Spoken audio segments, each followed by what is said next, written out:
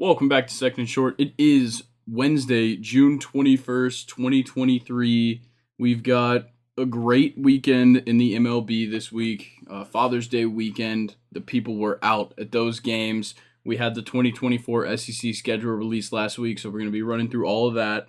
Obviously, some NFL news, college football news, and then we'll close it out. Top three, bottom three, D1 college football mascots. Kind of redoing this draft that me and Nathan did just a couple of months ago, but changing up the rules a little bit.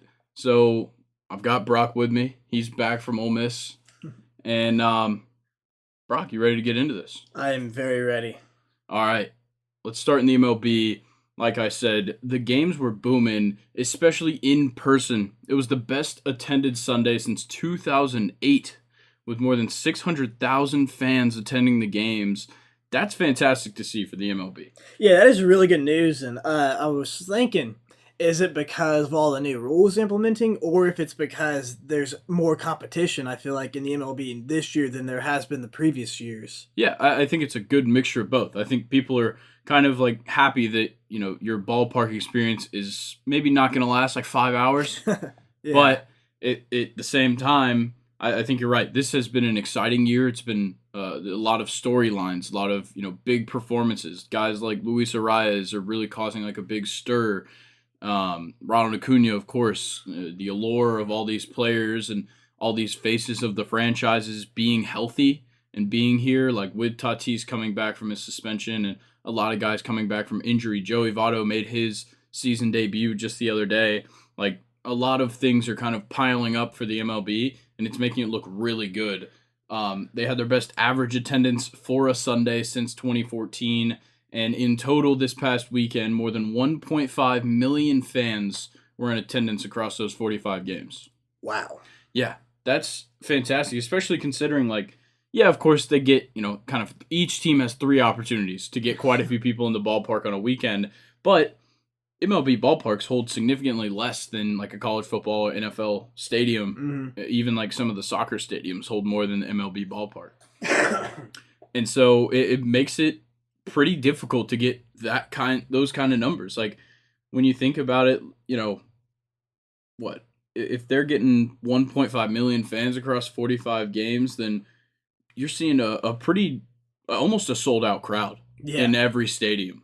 Yeah, I'm pretty sure this weekend I saw the Braves post all 3 games were sold out. Yeah, and that is a popular thing. Seeing all the people in our area, especially like it was like going to the game for Father's Day, or like on Friday and Saturday going out to the ballpark. Like it's a fun experience. It's a summer thing. And it works very well coinciding with Father's Day. Definitely. But this weekend, a few teams got sunned.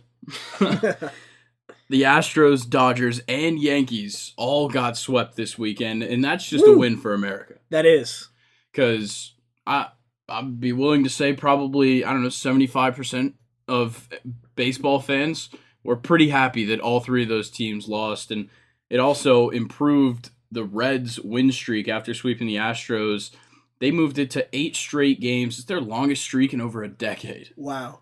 Yeah, absolutely correct. The Reds have been a very exciting team, with Ellie De La Cruz coming up and just being this anomaly. They've had great pitching across the board from their young guys like Spencer Steer at shortstop, I think third base and shortstop, but guys like that really making this team exciting, and they haven't lost a game in the state of Texas this season, which is tough because the Rangers are one of the best teams in baseball. The Astros are fantastic. Yeah. So that's a pretty good thing to see.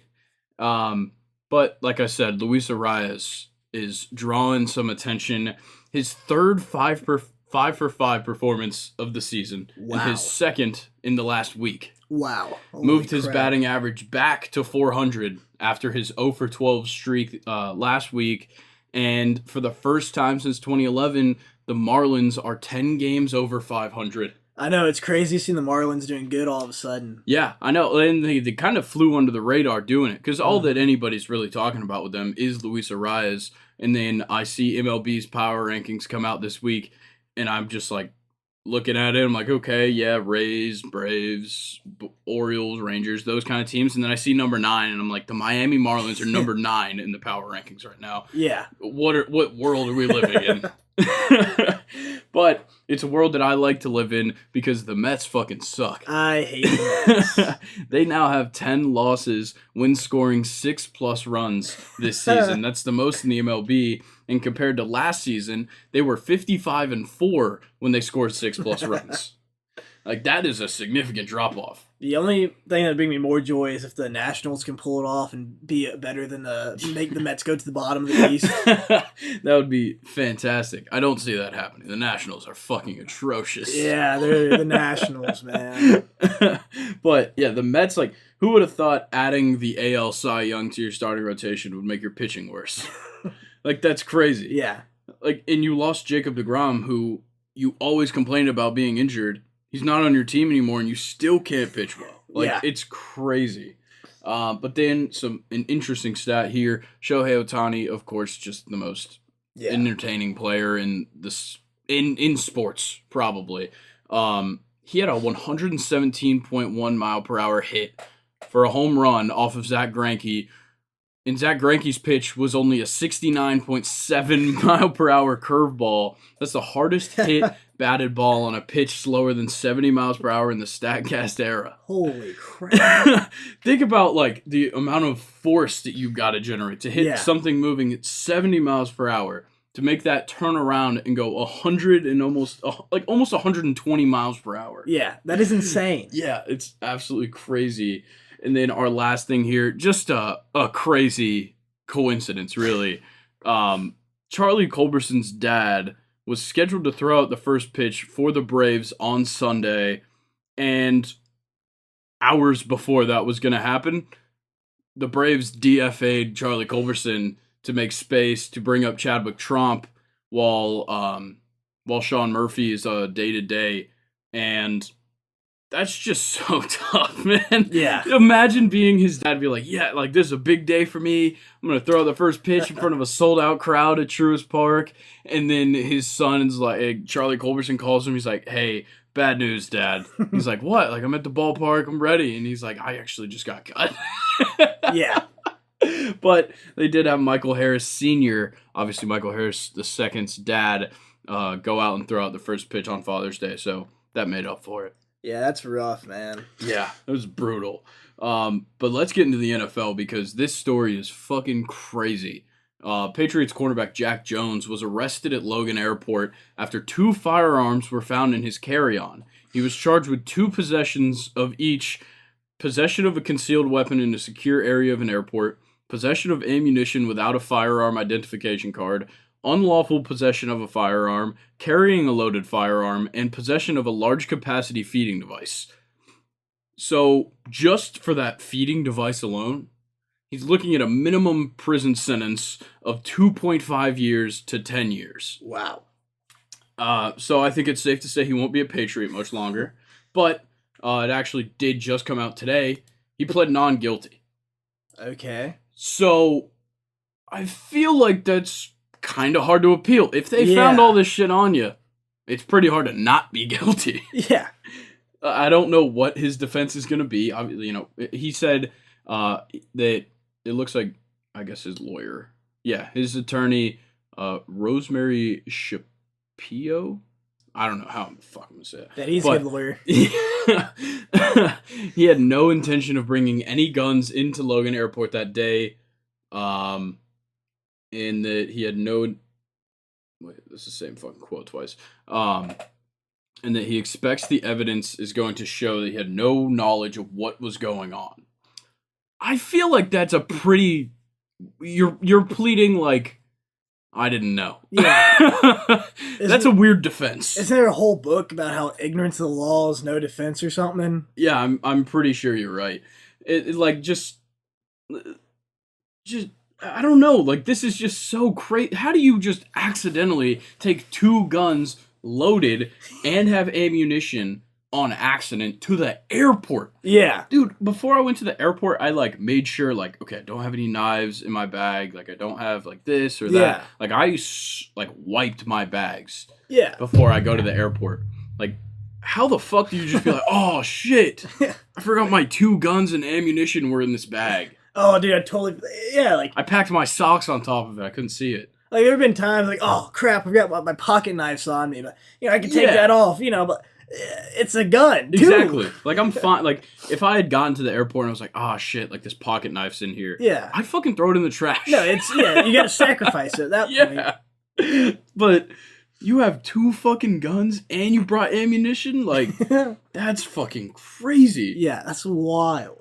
Yeah, that's interesting, but maybe the plea deal he got for pleading guilty was just too crappy. He has to take going non-guilty. yeah, I still haven't seen anything about him actually getting cut.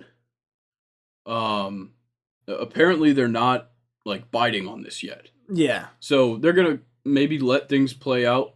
And what's funny is with situations like this, we might end up kind of finding out how this case is going before we really know, because at some point the Patriots are just going to drop him. Yeah. Because they're going to have some information that the media doesn't, and they're just going to drop him. Everybody's going to be like, well, I guess he's done. Yeah.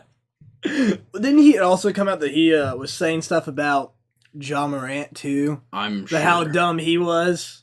I'm sure he was. I think just about everybody has. But what an insane story, and just like an insane coincidence. Yeah. I really don't know what happened there. But let's move on to this next one. Another guy breaking the rules. Not really as much on that level, but Pro Football Talk released the news that a current NFL player had $8 million in gambling losses last year. Wow. So apparently they do have a name, but cannot disclose it yet.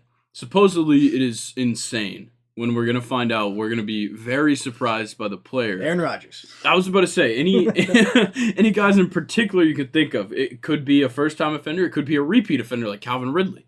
Maybe Calvin Ridley was throwing bands at like the fucking NBA Finals. Maybe, dude. I'm very intrigued. Yeah. What I want to know is how many bets did it take to get to $8 million? Yeah. Because it could have been you thought you were just balling and you were throwing like $1 million bets down on shit like Mattress Mac, or you did way too many like $100, a couple $100 bets on like fucking like European basketball. Like, is this some degenerate shit, or is this some like I make a lot of money, I'm gonna ball out type shit? I think it's the latter. Yeah. Definitely, I make a lot of money. Boom. Yeah, he was like, put 100,000 on this. Because if it was me, Put 100. if it was me betting, it'd be like Korean baseball, 4 a.m. The only thing I'm up for. Yeah.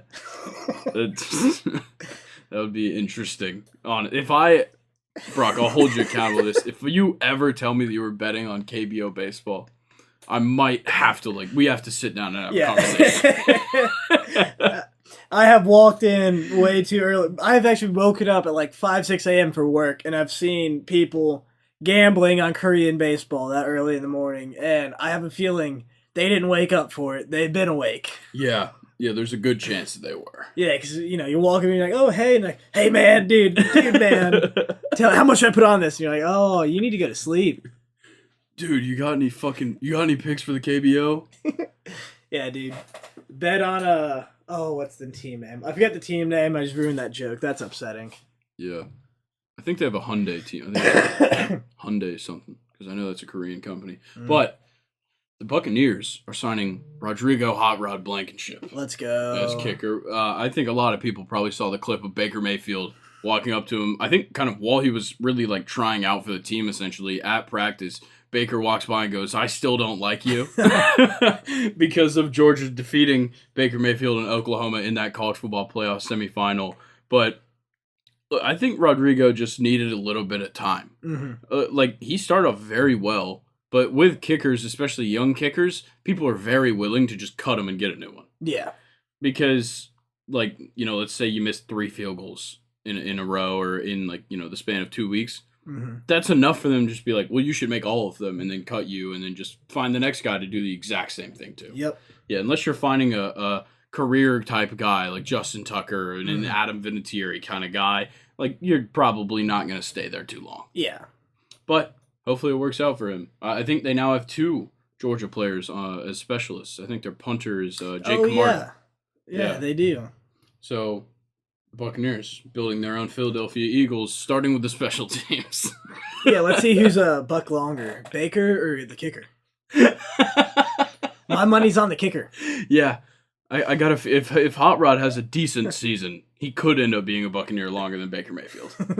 But let's talk about the Titans, because apparently Malik Willis made a surge in minicamp this week, put him at QB2 over Will Levis. Oh, who saw this one coming? I wonder who. And reportedly, Willis has kind of put his best foot forward, and that included a very strong practice on Wednesday. Meanwhile, Will Levis getting off to quite a slow start. Like, I understand this because Malik Willis has, like, actual NFL game experience, multiple games in the NFL of experience. Yeah. Will Levis doesn't. He has, honestly, a bad amount of experience. Yeah. And I think that this kind of is just how things are going to go. Especially in the offense that they run. You don't get to show off much as a passer, but when you get the opportunities, you have to capitalize on them. And if Will Levis isn't doing a good job of that, then he shouldn't be even considered. I agree. And exactly what you said is Willis has a year under his belt. Yeah. Levis is a new rookie. Honestly, to me, I think they're both about on the same level. So I don't think the Titans have really done anything too big in the quarterback department. Yeah, that's a good point. And I think we've talked about how I think their issue is that they can't develop them. Yeah. So definitely. That could be an issue for Will Levis because he needs work. He is a project. There's a reason he dropped. Yeah, there's a reason he dropped in the draft is that people maybe didn't want to spend the time getting him ready. But let's talk about Saquon Barkley's situation. He might sit out all of training camp if he and the Giants aren't able to reach an agreement before the July 17th deadline for a long-term contract. So I think this situation's interesting because obviously early in the offseason, they gave Daniel Jones the bag. Yeah, for no reason. Yeah, and I get that the running back market and the quarterback market are extremely different. The NFL in general values running backs significantly less than a lot of players on the field. Yeah. And I think that Saquon certainly deserves to get paid. He's a top 10, I'd say. At least over the last couple of years, you could argue for him to be like a top 7, maybe, kind of running back in the league. And he deserves to get paid. It's just a matter of if the Giants truly feel the need to pay him that much. Like, you can ask for as much money as you want, but they obviously have a number in mind. Yeah. So it's a tough situation. Yeah, we talked about this before, and I definitely think the amount they paid Daniel Jones is insane. No offense to Daniel Jones, but he's a good quarterback. Not great, not bad, not amazing, just good. Yeah. He can get the job done. On occasion, he can make those big plays. However, I think there are much better quarterbacks they could have spent that money on or waited for. I said it before. I think they should have given Barkley a payday beforehand, before they gave him one, and then said, hey, he does arguably more than you. That offense is very reliant on Saquon Barkley being good. And we saw that this past season. Without Saquon Barkley, that offense really wasn't anything. Once he was back in the game, it completely changed the entire team dynamic and how their offense was ran. So I still think it was a bad idea not to give him the money that whether it's the money he thinks he should get or at least the money they think he should get. They should have paid him first, got him taken care of before they got Daniel Jones taken care of. Yeah, they've spent a similar amount of time in New York, and they were both relatively high draft picks in their respective draft classes. And I think that the way that the Giants see it, which is how a majority of the NFL sees it, is that you got to lock down the quarterback. True, yeah. And what we saw from Daniel Jones last year was very, very good. Much better than what we really imagined seeing out of him at all in his career. Yeah. And if they are confident that, with this offense that Brian Dable has put together with them and just this entire team that they've put together and the improvements they've added, if they see that what Daniel Jones kind of his ceiling is, why not give him some money? Yeah. But if Saquon is an integral part of this offense. He opens things up for Daniel Jones. Mhm. Just by being on the field, there's always a threat that ball is going to go to him. Yeah. And when it doesn't, it throws everybody off because it's like, okay, so they didn't give it to Saquon. Now what? Yeah. Like, that's what he leaves the defense with when Saquon's on the field. When he's not on the field, yes, we know that Daniel Jones is a relatively good runner and a pretty good passer, Mhm. but if there's no Saquon there to distract them, go straight at the quarterback. Yeah. And we saw this the previous years when Saquon got injured. Yeah. And maybe it's because the Giants said, hey, there are many other really good running backs we can pick up and free agency, trade for, etc.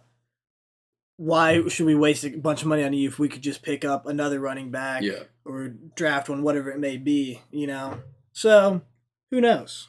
But I still think I will continue to say exactly to your point, Saquon Barkley basically is the key to this offense, and without him, they got to change their entire game plan. Yeah, they will. Certainly. I do want to talk about this little story. So The Athletic put out this article, and it's about a young boy named Logan Hale, who I think 2 years ago died. He was diagnosed with acute lymphoblastic leukemia, and he was a huge Christian McCaffrey fan. His parents, I believe, were from Northern California, and I think his dad was like a Stanford fan. Yeah. And then they lived in, I believe, like New Jersey, somewhere up in the Northeast. So like a lot of the teams that the people around him were rooting for were like NFL teams, but he rooted for Stanford. And when Christian McCaffrey went to the Panthers, he became a Panthers fan, and he's just all out a Christian McCaffrey fan.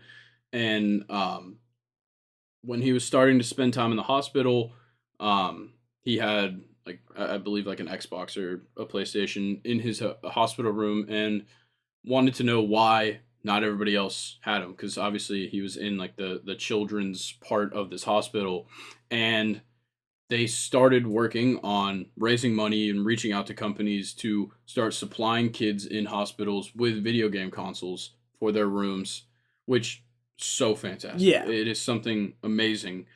And especially for a young kid to want to do that for other people is fantastic.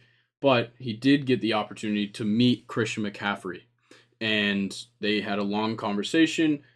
Christian McCaffrey became kind of boosted this with his like philanthropic endeavors, boosting this cause and really putting some shine on it. I think like some really big name players donated to it. Guys like Derwin James, Austin Eckler, Saquon, Brian Burns, Fred Warner. Actually, with the he ended up his live stream raised over $100,000 for it. Wow. Defensive lineman Solomon Thomas also raised a ton of money for it.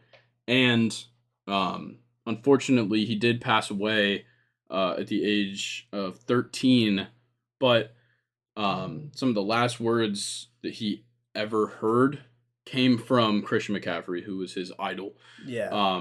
And Christian, soon after Logan's passing, Christian met with his family and all this stuff, and they let him know that Logan was buried in Christian McCaffrey's jersey. Ugh, wow. Like, that is just insane to hear. But the fact that Christian and amongst other NFL athletes are carrying on Logan's legacy and pushing this foundation forward is so fantastic. So when I saw this article, I knew I had to talk about it because it really pulls at the heartstrings. So if you guys do want to read this one, it's a free article on The Athletic, which I hate The Athletic because you have to pay for it. But luckily, this one's free. It came from David Lombardi, so a fantastic job there. But let's move on to college football news. Some interesting stuff. So let's talk UCF real quick. They sold through their allotment of 27,000 season tickets for the fourth time since 2019. Wow. And it seems like the people are excited for the Big 12. Yeah. I mean, I would be. Yeah, and they've also got like all of these stadium renovations coming, and like just I think in general their whole athletic department trying to renovate with this new income from being a part of the Big 12. But I'm kind of surprised. I didn't realize that UCF had this strong of a fan base. Yeah, I'm also very surprised. I thought they just kind of all came out of the woodworks for that Yeah, fake national title, but I mean, obviously they have a good fan base. yeah. Like I'm really not sure like how big their stadium really is, but 27,000 season tickets I is believe phenomenal. it can seat about 50,000. Yeah. Well, shit. Like that's fantastic, and seeing that it's the fourth time since 2019, like that is Yeah, crazy.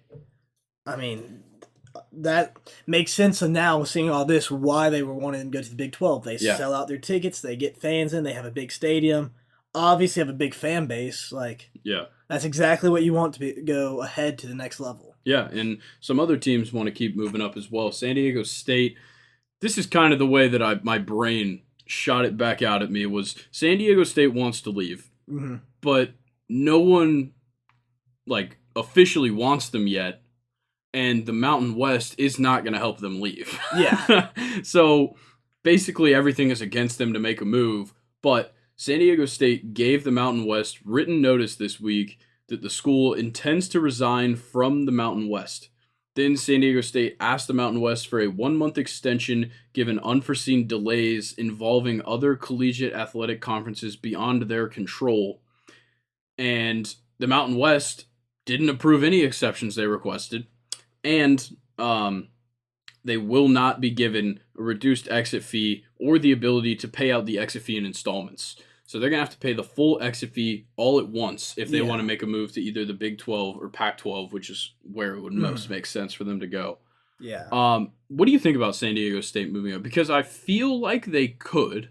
I definitely think they could. It would make sense to me to have them move to the Pac-12. Yeah. It just makes sense, especially with the loss of the two Southern Cal teams, bringing Mhm. in another Southern Cal team. It would make sense. It makes the most sense to me. They have a large fan base. They have a big area to pull from, so it would again make sense. But a dick move by the Mountain West. Yeah, but I also kind of get it. San Diego State is one of the big teams in that conference. It's like really them Yeah. and Boise State. Um, so I kind of understand it, Mhm. but at the same time, yeah, it's kind of a dick move not letting a team that has brought your conference a lot of success Yeah. to move on to better things.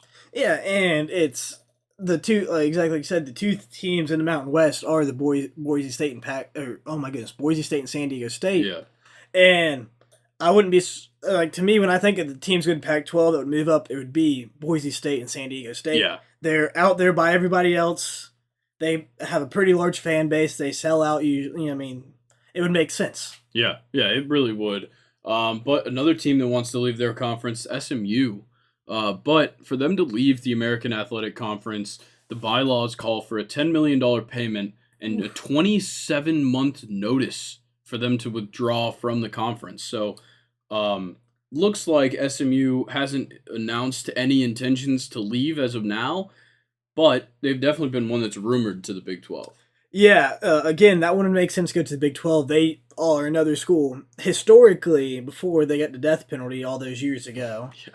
they were a top program in the nation. Yeah. I mean, hell, Gerald R. Ford played for him, right? No, he played for Michigan. Who was the president played for them? Oh, I don't know. I don't remember. There was a president played there. Yeah, but I'm pretty sure like they won a national championship. Yeah. Long ass time ago, but I'm pretty sure they have. Historically, they're a good football program. Again, Yeah. they get the death penalty from the NCAA and screwed them over, but they're another team. They get a lot of fans. They're in Texas, so there's a lot of fans there in Dallas. So Yeah. a lot of people are fans of them. Come watch them. They can make that jump up there, be back in national title conversation. A lot of fans will come out for them. Yeah, for sure. One last little thing before we kind of get into the information or less news, more conversation based for the college football stuff. Little fun fact that I saw: more people in the U.S. last year watched Minnesota versus Syracuse in the Pinstripe Bowl than they watched this year's clinching game of the Stanley Cup. Wow. Like, how crazy is that? Because like I feel like, in my eyes, the reason that this happens is, as I'm not even like a big NBA fan, and I'm definitely not a big NHL fan, but during, like, I watched the NBA Finals. Same. And it just kind of lines up where the hockey games are typically either on at the same time or, like, they're on the off day. Mm-hmm. And it kind of works out perfectly a lot where, like, I'll just kind of watch the NHL because the NBA is not on. Mm-hmm. Where it's, like, it's on the other channel, so I'll turn it on during a commercial. Yeah. Like, that's why I would tune into the Stanley Cup. And I'll kind of pay attention to it. But the clinching game was, like, the day after the NBA Finals. So everybody was still so, like, wrapped up. Like, it was like, okay, season, like, sports are over. Yeah. NBA Finals are over. It's all done. And I think that's probably what plummeted those numbers. Yeah. I have to agree. I watch all the championships of all the sports. Yeah. Because I think it's interesting. It's like right now, especially, there's no football on. So why not watch them? There's nothing on at night. Why not? Yeah. 8 p.m., 8 p.m. I'll flip over to... And I actually watched all the Stanley Cup games this year for some reason. I guess I'm a hockey fan now. You know, the rumors of Atlanta getting a team, so I'm having to learn about the game all over again. But I have to agree. It's just football is... But yeah, remember, football is number one in America by a large margin. Yeah. So it makes sense at the same time why like a regular SEC day would get more viewers than a NBA final or something like that. Yeah. Like, I'd probably say that, like, you know, we're going to talk about these 2024 schedules, but Georgia at Alabama is going to get probably more viewership than, like, multiple NBA games combined. Oh, 100%. Yeah. Because it's just the following and like, the allure of that kind of game brings in so much viewership just on a Saturday. If you just look at the stadiums, and the arena can only hold 20,000 people, Sanford Stadium in Georgia in Athens can hold 95,000 people. Yeah. So just that alone tells the difference of this way difference of how people view the games. Yeah, for sure. Let's get into this. The most profitable athletic departments in 2022. We've got the top 30? Yes. Or what? 5, 10, 15, 20, yeah, top 30. We'll start at 30. My school, Kennesaw State University. Which is really crazy to me because y'all can't sell at a football game. Exactly. I've never even been to one.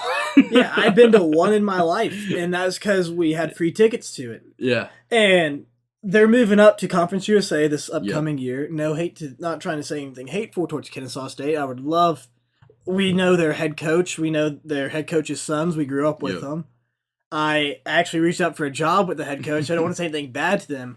However, how are you, to be a Division I stadium, you had to have a minimum of 15,000 seats. Yeah. They only have 8,000. How are they supposed to move up? I have a feeling they're just going to expand. Well, you've seen their stadium. No, I know. There's not a lot of land. Yeah, how do you expand? But, you know, they're going to have to do it. Yeah. Regardless. And I've seen things you're required to keep a minimum attendance as well. Yeah. And I don't know if they'll be able to do that either. Yeah, well, I don't know. We'll just kind of have to see. I think that also a big part of this has been basketball. Mm-hmm. And baseball. Yeah, basketball and baseball have been very good. Obviously, last year, I think they made a play-in game in March Madness, and they made the college baseball world, or what, regionals? Or I think they went up to the super regionals. Yeah, I think they made super regionals. And then this season, they were in March Madness. They won a game. I think they won a game and lost. Yeah, but a relatively big upset. Mm-hmm. And I think that that's brought a ton of attention. But also, we've talked about this, how, you know, the lower division schools cost a lot less to operate their athletic departments. And I think that KSU has done a great job of bringing a little bit of this fan attention to it. More people are seeing it. More people are hearing about the university. Players being drafted. Like, their first ever draft pick was this year. Yeah. Like, things like that bring attention. Slowly, but they do bring attention. Now with them moving up to Conference USA, they're going to get more and more. And, like, it's going to continue growing, but it also makes the athletic department more expensive to run. Mm-hmm. So they really need to work on growing their fan base because they have a potential to kind of take over this area of North Georgia. Obviously, Georgia still holds true in majority of the state. Yeah. But Georgia Tech is very limited in their reach. It's Yes. just the metro area. Kennesaw State, see, with them growing, a lot of people go to the university. It's not, a hard university to get into, more like Georgia Tech. It's not an expensive university for people to attend. And I think that makes it more of like the common man's team, the common man's school in the state of Georgia. It's a growing school, growing population. It's in a growing area as well. Like Kennesaw is a booming place right now for people moving there, just for businesses. Like everything is doing very well in that area because it's outside of Atlanta, but it's still got like that. It's still the feel of Atlanta. Like it's in Cobb County, so it's still in Atlanta when you think about it. And I'm doing air quotes. But I think that Kennesaw State has the opportunity to either continue moving up this list because it does seem like a lot more people are willing to attend like events. I've seen. Trust me, I had to park in the deck where all the parking is for the basketball arena, and I had a late class, and I always, every single time, got out of that class right when everybody was going into the stadium, and oh god, it pissed me off, but nonetheless, I think they've done a great job. But let's move on, kind of run through a couple of these. So Cincinnati at 7.44, and then Fresno State at 7.61, West Virginia at 8.12, Arkansas at 8.19. So that's kind of the 35 or 30 through 26. I think what do you think is the most surprising outside of KSU? I think is obviously the most surprising. Which one surprises you out of these? There's three Power 5s, one Group of 5 there. What do you think about those ones?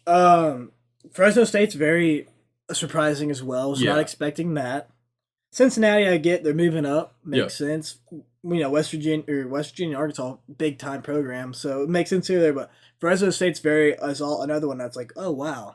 Yeah, I think that West Virginia does kind of surprise me because I haven't seen much success in at least the big-time sports. True. I'm not really paying attention to what they're doing, and they're probably good at wrestling just because of the area. But I don't watch the coal mining championships. So. Exactly.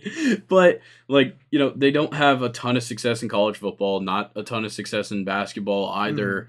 So it's kind of weird to see them here, but Arkansas kind of makes sense. An SEC team. They're pretty good in all sports. They've got a good baseball program, a pretty good football program, pretty good basketball as well. So that makes sense. But let's move into 25 through 21.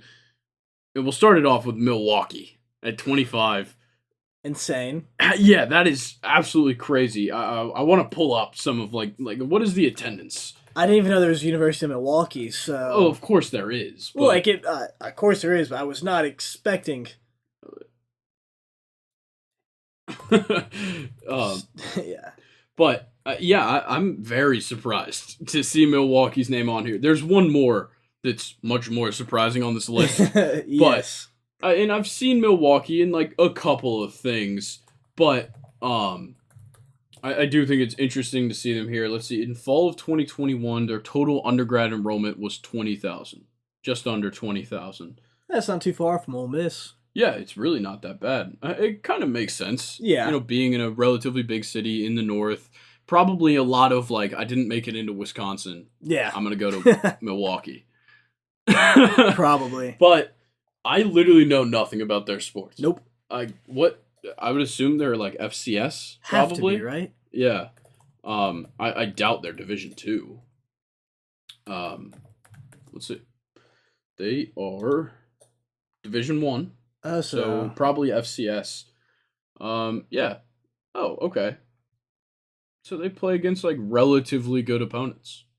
Sponsored by Adidas. Yeah, they're in the Horizon League. Yeah, that's definitely FCS. Yeah, it is. It's I think Loyola Chicago. I think is Horizon League. So that means they probably don't have a football team. Let's see. Baseball, basketball, cross country, soccer, swim and dive, track and field, and then women's basketball, cross country, soccer, swim, dive, tennis, track. And field. Yeah, they really don't have any big expenditures when you look at it. Yeah, you're not having to pay for the football stuff. But, the Horizon League definitely has some decent teams. Yeah, Let's see. They've got Cleveland State. I don't know who the fuck that is. I can only tell you who won it. Hey, I that's can the see. I see. Penguins. Youngstown State, Yeah. Wright State. Let's see. IUPUI, Indiana University, Purdue University, Indianapolis. Well, that's a name. Yeah, I know, right? Yeah. Oh, here we go. Okay, so yeah, Youngstown State, Milwaukee, Cleveland State, Northern Kentucky. Yeah, they're the Norse. I knew that. Oakland, Robert Morris, Wright State, Detroit Mercy, Purdue, Fort Wayne, Green Bay, and IUPUI. It's not a bad conference. They definitely. I see those names a lot Yeah. in like a lot of athletics. You see Yeah. them in baseball, a lot of basketball, mainly because of the area, but not bad. So yeah, way to go, Milwaukee. Yeah. But the next one, Air Force. This one's very surprising to me. Mm-hmm. I have to agree. Air Force, I believe, is in the Mountain West. Yeah. Okay. Yeah, they're not an independent. I think it's just Navy and Army are independent. Navy's in the American and Army's independent. You're right. Okay. So, Air Force being here is pretty surprising because they don't have a ton of athletic success. I think it's because there's a bunch of big air bases in this area, Colorado, and so you're in the Air Force, you're an Air Force fan. Yeah. So I have a feeling a lot of people in this area, especially at the air base and all that, they take their families on a Saturday, go to the football games, baseball games, and they've had a good baseball team, good basketball team. So, I did agree. It's very interesting they're on this list, though. Yeah. But, right ahead of Milwaukee. So, True. it can't be that interesting. But next, Kansas. This one makes sense. Mm-hmm. I think what brings them down almost, because you would think that a school that has some success in multiple sports would probably be higher on this list. But I think Kansas's struggle is that it costs a lot of money to operate a program like this. And when you don't have a huge pull in college football, they've definitely come onto the scene with Lance Leipold as their head coach. But obviously basketball is the big thing. And that's probably what's the driving force of this. Mm-hmm. But they have good sports programs across the board. Yeah. So I'm not too surprised to see them here. But I think, if their football team starts to emerge a little bit more, we could see them higher. Mm-hmm. And then Florida State at $10.36 million. Once again, not really surprised. It's just it costs a lot to run a program like this. Yep. A historic program, very good at just about all sports. You see them, college softball. They're the runner-up in the college softball World Series. Obviously, they didn't make college baseball. Yeah, first time in like 50 years. Yeah, I know. Imagine being the coach for that. Yeah, it's almost like you're the son of the coach that got you to all of them or something. Yeah. But obviously, football success, soccer, like women's soccer, were pretty good. Yeah. Like we have success across the board in athletics, so I'm not too surprised to see them here. Yeah, I agree. And then Penn State at 10.69, kind of the same deal with Florida State. Historically very good and just kind of across the board in sports. Yeah. And being kind of the main team for as big of a state as Pennsylvania, it makes sense for Penn State to be there. But the most surprising, undoubtedly on the list, Binghamton at $10.98 million. Holy shit. Like, how crazy is that? Let's see. So, let's look at student body. They've got a population of 14,307. Well, that's not that much. Yeah, not as much for producing $10.9 million. Yeah, like that is insane.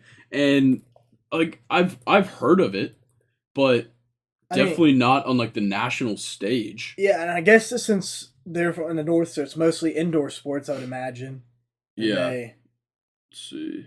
Why don't they have a list of their sports teams? Oh, teams right here. Okay. Not a bad lineup of all of them, sports, but just about everything but football. Yeah. They've got baseball, men's and women's basketball, men's and women's cross country, men's and women's lacrosse. They have men's golf, softball, swim and dive, both men's and women's, men's and women's soccer, men's and women's tennis, track and field. They have volleyball. They have wrestling. Essentially everything, but football. So not bad. They're in the America East Conference. Huh. Never heard of that one. I believe it's D2. No, it is. It's low D1. Because it's FCS. It's an FCS one. Because it's like UMBC, Maine, Vermont. Yeah, Vermont, UMass Lowell, Bryant, who's a team that's made like the NCAA tournament for basketball a couple of times. So yeah, this is surprising. They've made $10.98 million. Yeah, no, it's absolutely crazy. Like, are their teams like winning a lot? They have to, yeah. Or is it just because they're like a relatively notable New York university? I think that could be a part of it. It gives people go there, have something to do on a Saturday, on a random day, get a ball game to attend. Yeah, I think that they're in Broome County, New York. Let's see where the fuck that is. Let's see. Where the fuck is this place? It's in rural New York, right over the Pennsylvania border. In Binghamton. That is so interesting. Yeah, just a random ass spot. Yeah, this is so random. I guess they must have maybe some great boosters. Yeah. Good for them, I guess. Yeah, this I'm saying it's crazy. Cool logo. Yeah, it's pretty cool. Where are they? Bearcats. Bearcats, huh? So they do it better than Cincinnati. Facts. That's a cool ass logo. What's their mascot's name? Baxter. Baxter the Bearcat. Fuck yeah, dude. My boy. All right, Binghamton is my low D1 team officially. But let's continue this list. Virginia coming in at 11.33, Nebraska at 12.24, Oregon at 12.95, and Texas at 14.14. Which is crazy. I would expect them to be a lot higher. Yeah. I think the thing is that you can pump as much money as you want, but you have to still be successful. Yeah, I guess a lot of that money that they pay their players for and all that's in there too. So yeah, you can't be profitable when all the booster money goes to the players. Yeah. There's another team in the next part of the list that does the same thing. But across these four, obviously outside of Binghamton, obviously Texas is the biggest surprise, but I'm kind of surprised by Nebraska being up here. Yeah. They seem like a team that doesn't compete very highly in a lot of sports. They're not in the best area. Yeah. Like, they don't have a huge draw. Have you ever been to Lincoln, Nebraska? Have not. I have not, but I've known people go there. The only thing they have in Lincoln, Nebraska is the University of Nebraska. Everything in that town revolves around the football team, and I think that's why they're up here. Is that entire town lives and dies for that school. Yeah. And which is good. Not saying anything bad. Yeah, and it's like a relatively big city. Yeah. I mean, you saw the thing that there's volleyball teams playing on their football stadium, and they sold it out. Yeah. That is insane. Yeah, absolutely crazy. So you don't realize it, and then you start looking into it, it's like, wow, those little things, $65,000 seat stadium sold out for softball or volleyball. I mean, good Lord. Yeah, absolutely crazy. And they used to be like a premier college football program. Yeah. So there's obviously still a fandom there. Yeah, the history. Yeah, they have history. But still kind of surprising to see them up here amongst the likes of Texas and Oregon and Virginia, who are schools that perennially compete across the scape of college sports. Yeah. But let's get into this next five. We've got Clemson at 14.93, and then Missouri at 15.35, Texas A&M at 15.47, Florida at 16.05, and Michigan State at 16.35. These ones all just kind of make sense. I'm definitely surprised to see Missouri over Clemson. What I've learned about Missouri is the reason Missouri has such a big fan base, because I have a lot of friends from Missouri, unfortunately. They are from St. Louis. And the only, in Georgia, you have Georgia, Georgia Tech, Georgia State, Georgia Yeah. Southern, Alabama, Auburn, Troy, Yeah. South Alabama, etc. Mississippi, you have Ole Miss, Mississippi State, Southern Miss, bunch of D2 schools. So there's a Yeah. lot of other ones. But in Missouri, there's no Missouri. There is, but they're not big time like how all these other states have. They have University of Missouri, and then at like the D2 level, you have Missouri State and Yeah. Missouri Tech. Southeast Missouri. Yeah, you have a bunch of these random schools that no one really knows about, goes to, or cares about. Yeah. And if you're in Missouri, you just go to Missouri. Yeah.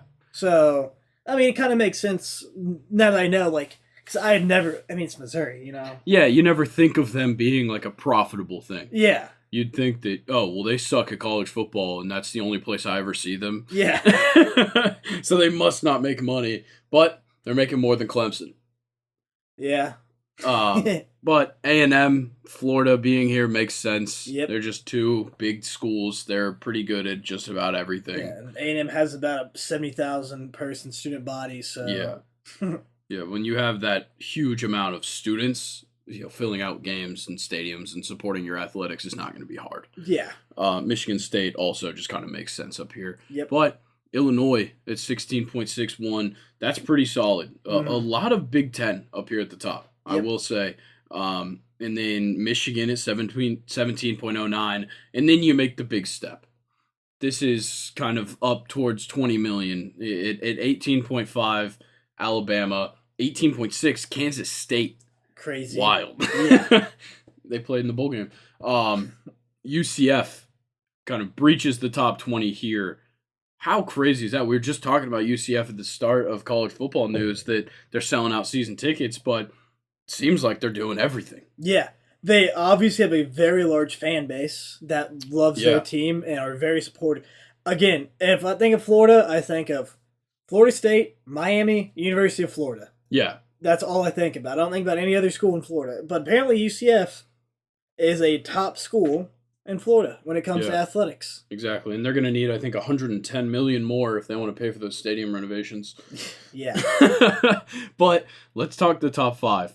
Purdue Crazy. at 22.11. So I think a big part of this is, once again, kind of success across sports. They were very good at basketball this year.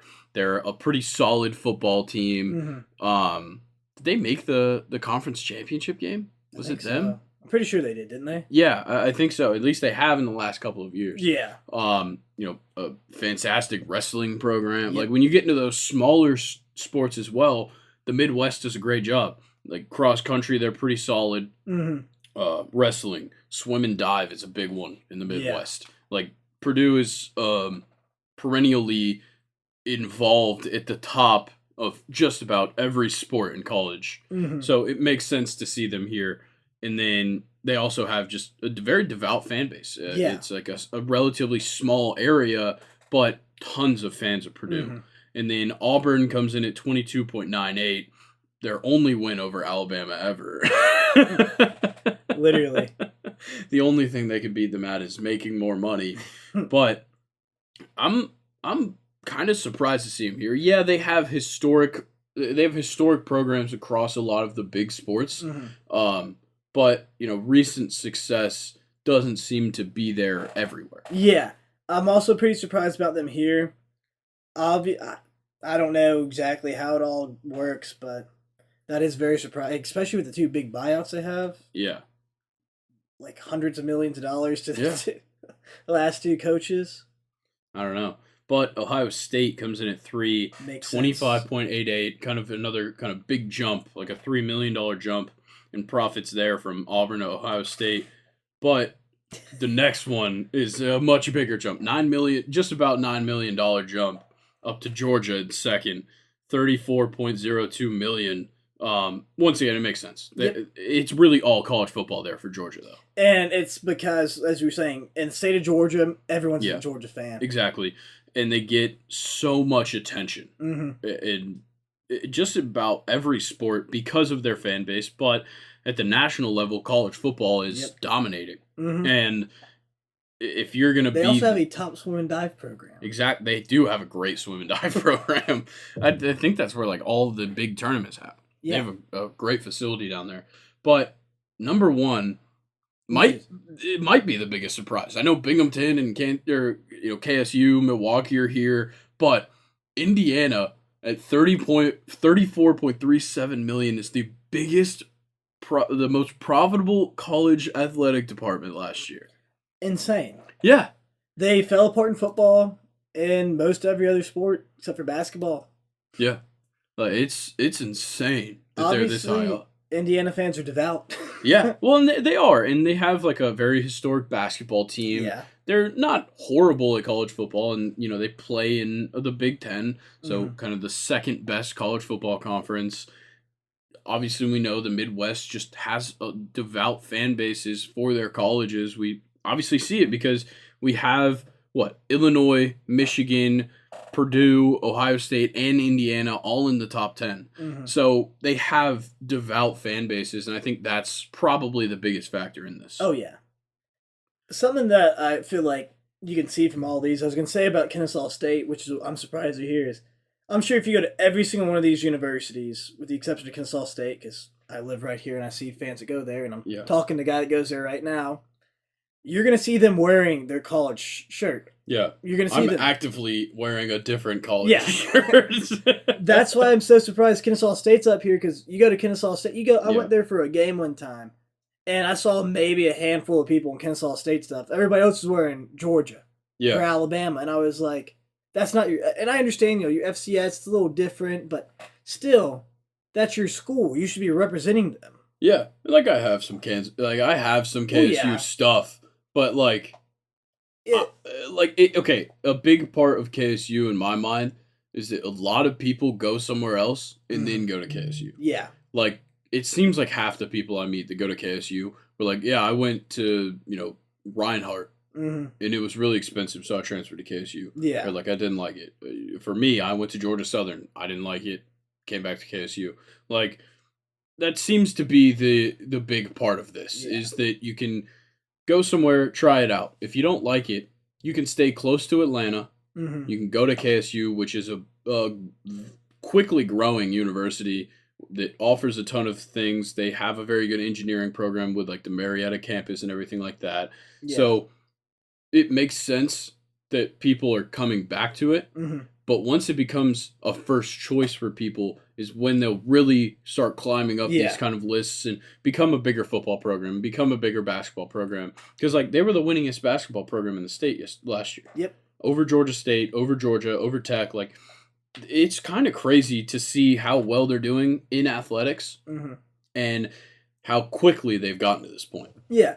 Well, just my biggest part of saying is it's surprising to see him here because I just don't ever see anybody really wanting to represent them. Because, like you said, it's a second choice. You're almost a lot of people aren't proud of it per se. Yeah. And they are successful in every sport.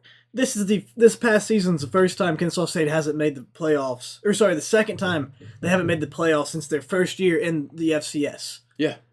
And that was because the first year you're not allowed to go.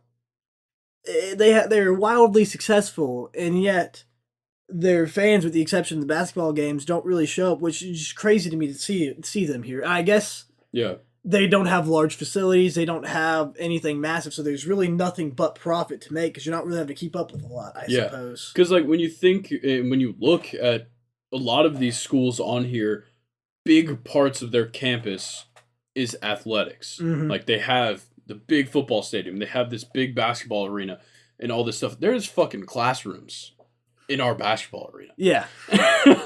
Like it's a whole different thing at KSU, and with all of these smaller universities that would make it up here. I'm sure Milwaukee and Binghamton are the same way, Mhm.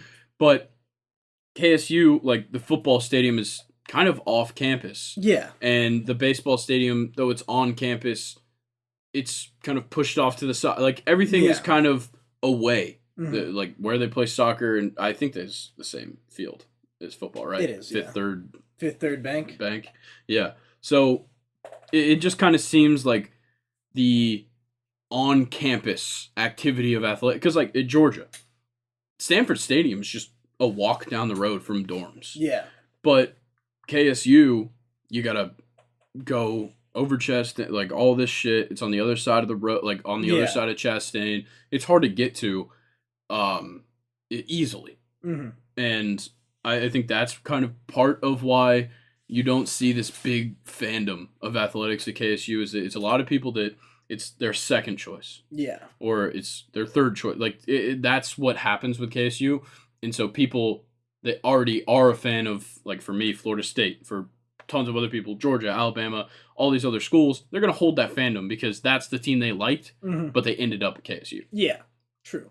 So, overall, I think the biggest surprises, of course, making this list, KSU, Milwaukee, Binghamton, and then having Indiana that high is crazy. Yeah. But overall, I think this is kind of telling because it's a good survey of overall athletic success. Yeah. As well as for the lower side teams, how well they're doing in comparison to what they're spending on athletics. So I think this was an interesting to look over. But since we're talking about these small colleges, Division III, University of Wisconsin Eau Claire is building the 8th largest indoor practice facility in all of college football. Wow.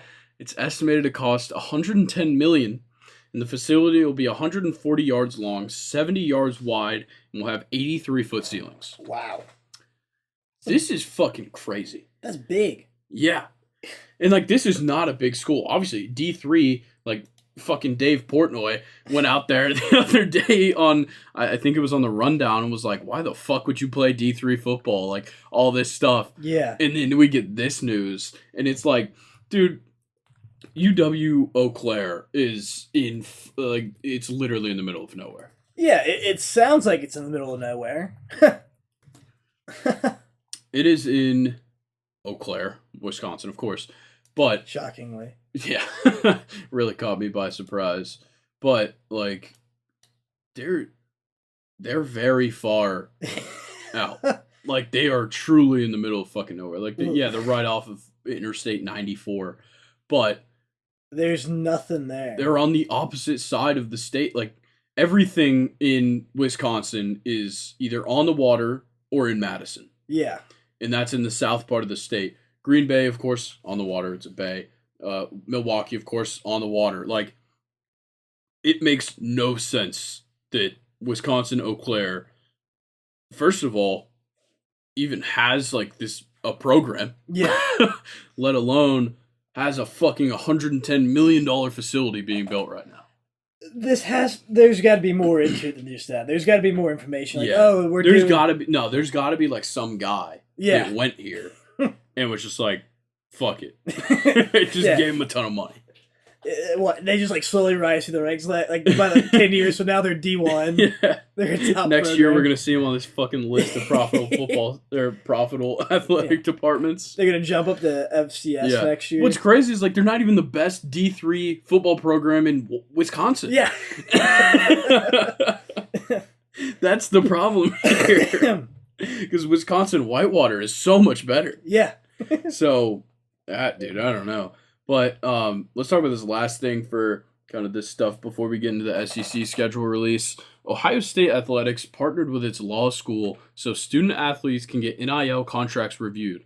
They wanted to remove as many barriers as possible so it doesn't have to be in person and they go through it pretty quickly. The athletes can upload the contracts and get feedback within 48 hours, and it's open to all students.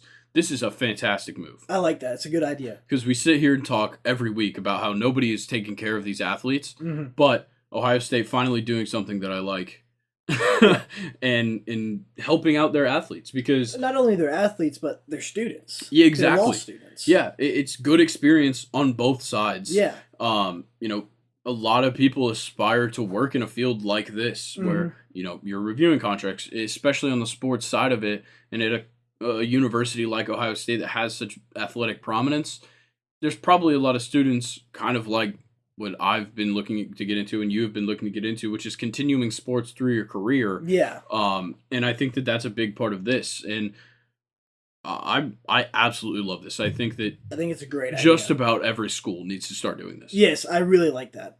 So I think this could be a big game changer for NIL. I think we're going to see, because we've talked about how who knows who's making these decisions, whether it's the student or it's just some random ass person that they wanted to ask about it. Yeah. Like, this kind of cuts out the middleman for this kind of thing. It's like, you don't need to pay for a lawyer. You don't even really have to have an agent. If they're reaching out directly to you as a player, you submit this contract to these law students. They'll go over it.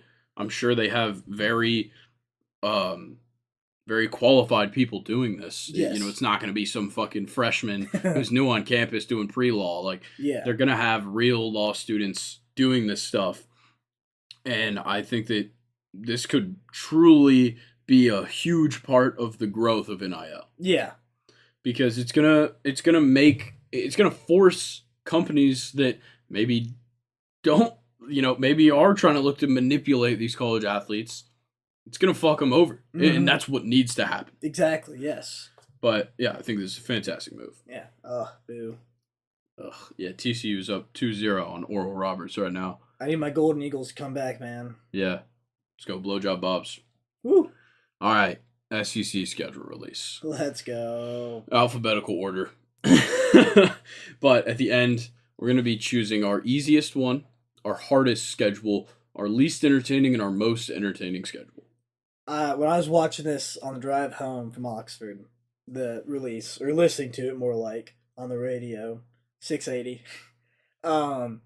it was every single schedule sounded hard. Yeah. And I was like, holy crap. They set it up in such a way that every schedule is going to be difficult. Yeah, they definitely have. And we'll just start out with Alabama. At home, they get Auburn, Georgia, Missouri, South Carolina. First of all, Georgia at home. That's the game on this schedule. Yep. 100%. That's the game to circle. Mm-hmm. It's their first time playing in the regular season since like 2020. What? 2020. No, they didn't play in the regular season. I don't think. They did. No, they played in the conference championship and then the was it championship 2019? It was like it was more recent than I thought. It's been a while. But this is going to be huge. Obviously, these programs aren't going to change all that much by the time 2024 comes around. Yeah. And I truly think that'll be possibly one of the biggest games of regular season history. Oh, yeah. That's going to be a very massive game. Yeah. I'm sure those tickets are going to be expensive. Insane. But away, they've got LSU, Oklahoma, Tennessee, and Vanderbilt. And just to kind of put this out there, every single team in the SEC will play either Texas or Oklahoma or both. Yeah. In 2024. So you're going to play in Baton Rouge. You're going to play in Norman. You're going to play at Tennessee and then, at Vandy. Not a big deal. But that's 3 really tough away games. Yeah. And South Carolina's no cakewalk either. No, but they'll be at home. Well, they'll be at home, but still, South Carolina's got a pretty good team. They'll have some good recruits there. Yeah. I mean, on this list, the only 2 easy games, Missouri and Vanderbilt. Yeah. Yeah, I'd say. Because, Auburn's never going to be easy. No. No matter what. It's your rival. Yeah, no matter what they put out on the field, it's never going to be an easy game. But Georgia is obviously extremely tough. We've seen LSU and what they can be and what they really will be in 2024 as they continue to grow. Obviously, Oklahoma, a huge program, getting better as time goes on with Brent Venables. And then Tennessee, of course, emerging significantly this past year with Josh Heupel and obviously beating Alabama last year. So this could be, I'd probably say this is going to end up being one of Alabama's hardest schedules. This will easily be one of their hardest schedules in the last 2 decades. Yeah.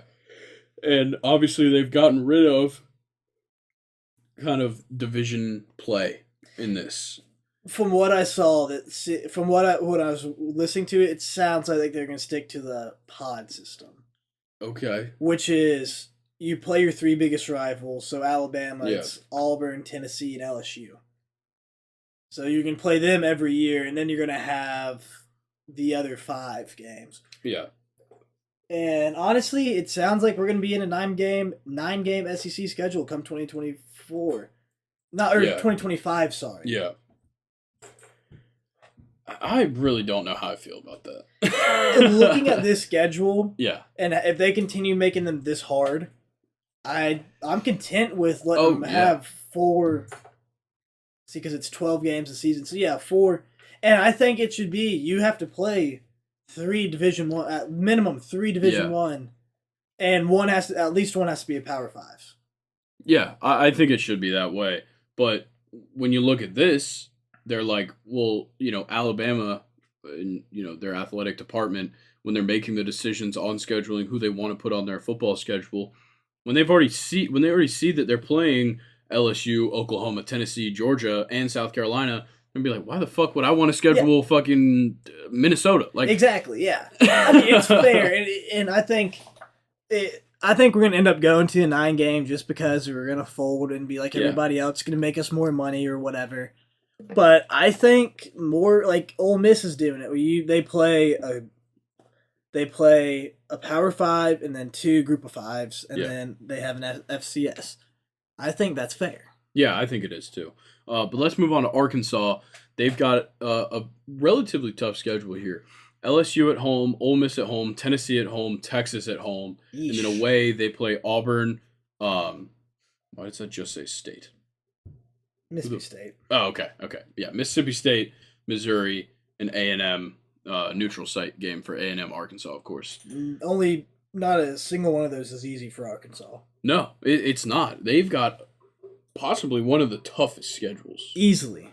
They do narrowly avoid Alabama. Yeah. Which they get lucky there. Yeah. But otherwise, I think they've done a pretty good job here. Yeah, that's a tough one for Arkansas. Yeah.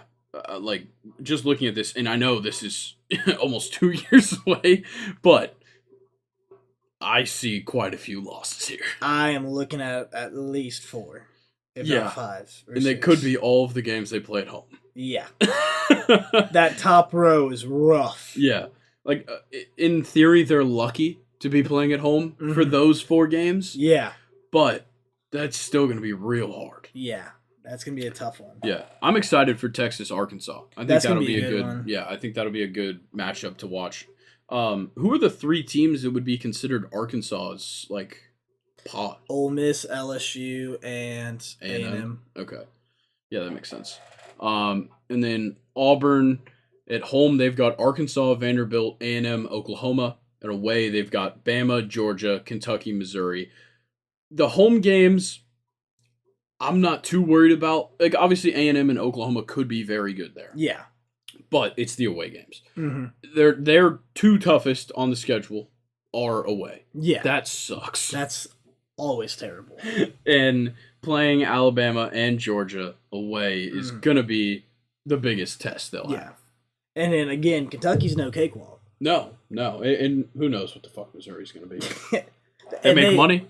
They have 2 of the top returning. They have the number 1 and number 2 top returning linebackers in the SEC. So good for them. That's huge. But LSU, I think they've got one of my favorite schedules. They've got Bama at home, Oklahoma at home, Ole Miss at home, Vanderbilt at home, and then away they've got Arkansas, Florida, South Carolina, and A&M. I would have liked to see them play Texas. Same. But I'd much rather see them play Texas than Oklahoma. Yeah, I'd say. So LSU's pod is what? Arkansas, Alabama, and Ole Miss. It's not bad. 4 in a pod, I think. So it'd be like it's Ole Miss, LSU, State, and Arkansas, I believe, are in a pod. Okay. I believe. Yeah. Because when you look at it, because I'm looking at it from Ole Miss point of view, because that's what I know. Ole Miss, LSU have a big rivalry. Yeah. Always had a rivalry since the beginning of college football. We've always played each other since we both started out having our teams. Ole Miss and State, obviously rivals. Ole Miss and Arkansas, pretty big rivalry as well. So, I think it kind of seems like every team has their own pod. Yeah, so it's weird how it goes. I don't know. Because you would think it'd be just like these 4 teams, you play them every year. Yeah. But it doesn't seem like that's the case. I think it's more like you said, each team has they have their 3 set opponents and then everybody else. Yeah. And then, because, like, yeah, LSU and Ole Miss are going to have a few different rivals. Like, Yeah, that's just going to LSU happen. and Alabama, Ole Miss and Yeah. Alabama's not a rivalry like LSU and Alabama. That's Exactly. true. So I think it's kind of that everybody has their predetermined three, and then it's up to everything else. But Mississippi State, not the worst schedule, because you get Arkansas, Florida, Missouri, and A&M at home. Those are pretty good teams to be bringing in to play. And then on the road, of course, 4 tests. 4 real tough games. Georgia, Ole Miss, Tennessee, and Texas. That's a very tough away schedule, but I think it makes up for it on the home side. Yeah. I have to agree. And then Ole Miss, I think they have a very good schedule here. Yeah, it's tough. It is tough, for sure, but it's good to bring in. Obviously, your toughest opponent of the year would be Georgia. You know, maybe closer with LSU than most would think, but yeah, Georgia bringing them in, but then you get Kentucky, Oklahoma, and Mississippi State at home. That's big games to have at home, especially Mississippi State, of course. Yes. But having Kentucky at home makes it a little more comfortable to play them, as well as Oklahoma. I think Ole Miss, when you look at their schedule, has a very hard schedule. Yeah. For themselves. Oh, yeah. And you look at this, I believe we're also playing, we have 2 Power 5 teams out of conference, I'm pretty sure. And then a group of 5 in FCS that year as well. So it's going to be a rough schedule for Ole Miss that year. It's going to be a hard, big testing year. I want to see Ole Miss and Ole Miss and Tennessee play year in, year out. I think that would be it. You looked at the Ole Miss Tennessee game 2021. That was one of the biggest college football games of the year. It had some of the most people tuning into it. It was neck and neck. I think, especially with Lane Kiffin's history at Tennessee and the way Tennessee fans are, I think that'd be a great rivalry to start between the two. However, I don't think it's going to happen just because Tennessee's got a rough pod themselves. Yeah, they do. But Ole Miss's away games, Arkansas, Florida, LSU, South Carolina. I don't mind being on the road for Arkansas and Florida. Neither do I. I think the only road game that's like realistically it's going to be really hard that you don't want to play in, obviously, is LSU. Florida's got a pretty good home environment. So does South Carolina. Arkansas, I went there last year for the game. It was okay. It was a good environment. It was fun. It was enjoyable. Not real. I mean, we got curb stomps, but it was just too unbelievably cold there. Yeah. Oof. But I don't think their home environment is that intimidating. Okay. Yeah. So I think that Ole Miss has a good schedule, but it doesn't do it for me. I wish I could see them play Alabama or Tennessee in the schedule. Yeah, I have to agree. I think that's what we have right now is we play Alabama year in, year out, Auburn and LSU year in, year out. Yeah. And those are big games. I think a rivalry with either bringing A&M back in year because Jimbo Fisher's scared. Yeah. He backed out 2020. If you can recall, he canceled one game, then canceled the makeup game. So Jimbo Fisher's scared, but that's besides the point. I would love to see Ole Miss and Tennessee start up a rivalry, though. Yeah, I think that they're 2 storied histories. I think we said this at some point in the Manning Bowl. Yeah. Yeah. That would be so much fun to watch. But let's talk Texas A&M. At home, they've got Arkansas, which is a neutral site, and then they have LSU, Missouri, Texas, all at home. I have a feeling A&M's is going to end up being Arkansas, LSU, and Texas. Would that be okay? So that would be their 3. Getting all 3 of those at home in the same year is great for them. And then Missouri at home, it's a pretty easy one. But away, kind of tough. You got to play at Auburn, play at Florida, play at Mississippi State, and play at South Carolina. You know, Florida not an easy place to play. No. Obviously. Auburn's not an easy place to play. And then, you know, Mississippi State and South Carolina, it's kind of whatever, personally. Yeah. But I think that they lucked out having some of their tougher games at home, you know, in front of that huge crowd at Kyle Field. Yeah. But I think this is a great schedule. I think for Texas A&M, this really fits for them. Yeah, you know, they get to avoid Alabama, they get to avoid Tennessee, Georgia, but they still have big-time games. We've seen great games between A&M and Florida We've seen great games between them and LSU, of course, and then bringing in Texas as their rival. I would assume that's a rivalry week type match. Oh, it has to be, because like Texas and Oklahoma will probably play earlier in the season, if they even play each other. I haven't looked. I would assume they do, but I think A&M versus Texas should become the rivalry week game over LSU, Texas A&M. What about Oklahoma, Texas? Maybe.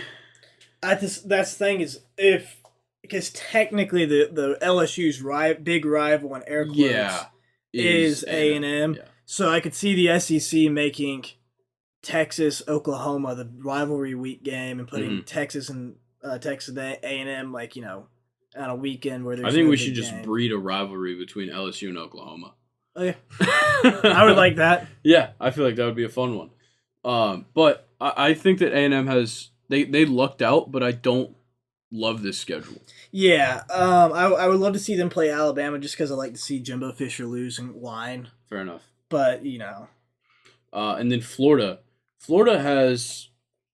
I'd say a pretty tough schedule. Yeah, that is definitely a hard schedule. So LSU at home, and then Kentucky, Ole Miss, and A&M all at home. So you kind of luck out getting LSU at home, but either way, you're probably going to lose. Yeah. And then Ole Miss at home is helpful.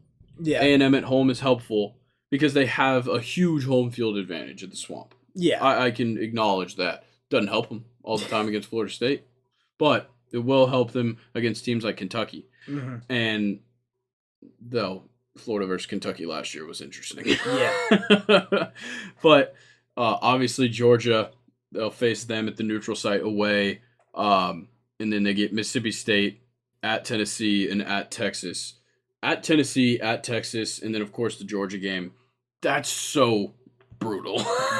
Yeah, I think with adding the new teams, Florida's one of those teams that's going to get screwed over a little more. Honestly, Georgia, Florida, Tennessee, Alabama are going to get screwed more because they're going to play harder games now because in these pods, Alabama's now probably going to or I know for a fact Georgia will play Tennessee and Florida every year. Florida's going to play Tennessee and Georgia every year as well. That really screws them too. Same with Tennessee because all three of those teams are really good.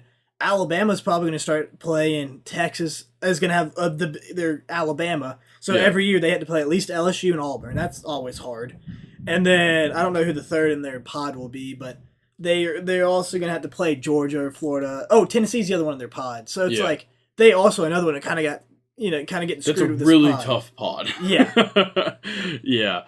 But I guess Florida, their pod is interesting because yes, Georgia and Tennessee are probably the ones in their pod. I think Kentucky. But yeah, then Kentucky's going to be the other one. So they kind of look out there. But what I want to see more, because with these pod setups, we could breed some better rivalries across the divisions that once were, I guess.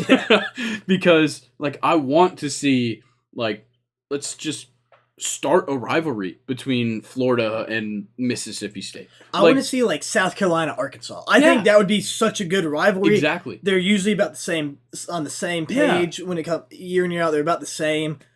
South Carolina, Missouri would be another. I guess they're on the same side. Well, yeah, that's true. But South Carolina, Arkansas would be a great one. Ole Miss and Tennessee would be a great one. Yeah, there's a lot of rivalries that can be created out of this system because in prior years, it's you play everybody in the West, and then you get the one, maybe two games in the East.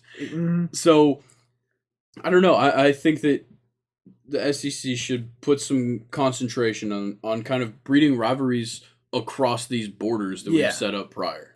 And I definitely think it should be teams like LSU that they have more rivalries, but they don't have one specific. Yeah. Because, you have Ole Miss and LSU. There's hatred there. We're right on top of one another. It's always been a big game between LSU, Alabama, big one, but not their biggest. So they're kind of forced this Texas A&M, LSU, and it's it's a good game, but it's there's no real love lost there. Yeah, it's just there's been some great matchups between the two. But when LSU and Texas played in 2019 with Joe Burrow, that was a game. I think that would be an amazing rivalry to start. Yeah, but let's talk about Georgia. I think Georgia kind of lucked out other than getting scheduled Alabama because you get Auburn, Florida, Mississippi State, and Tennessee all at home. Yeah. So that's great for them. Mm-hmm. But then away, you obviously have to play in Tuscaloosa. That's going to be difficult no matter what. No matter where they're playing, it's a difficult game. Yeah. But first of all, I think Georgia, Alabama at a neutral site would be fantastic. Same. But they're not going to play 2 neutral site games in a season. I don't even know what neutral site you could do. Because, like, the Benz is really, that's in Georgia. You can't do Yeah, but I think there's enough. True. There's enough there. Yeah. For it. Like, I mean, to be Atlanta. Yeah. Fair. Or you just put them in, like, Tennessee. Go play in Nashville. Yeah, when the new Nashville Stadium gets built, put them up there. You kind of got to meet. Yeah. Fair. I think that would kind of work. But, or they could switch neutral sites.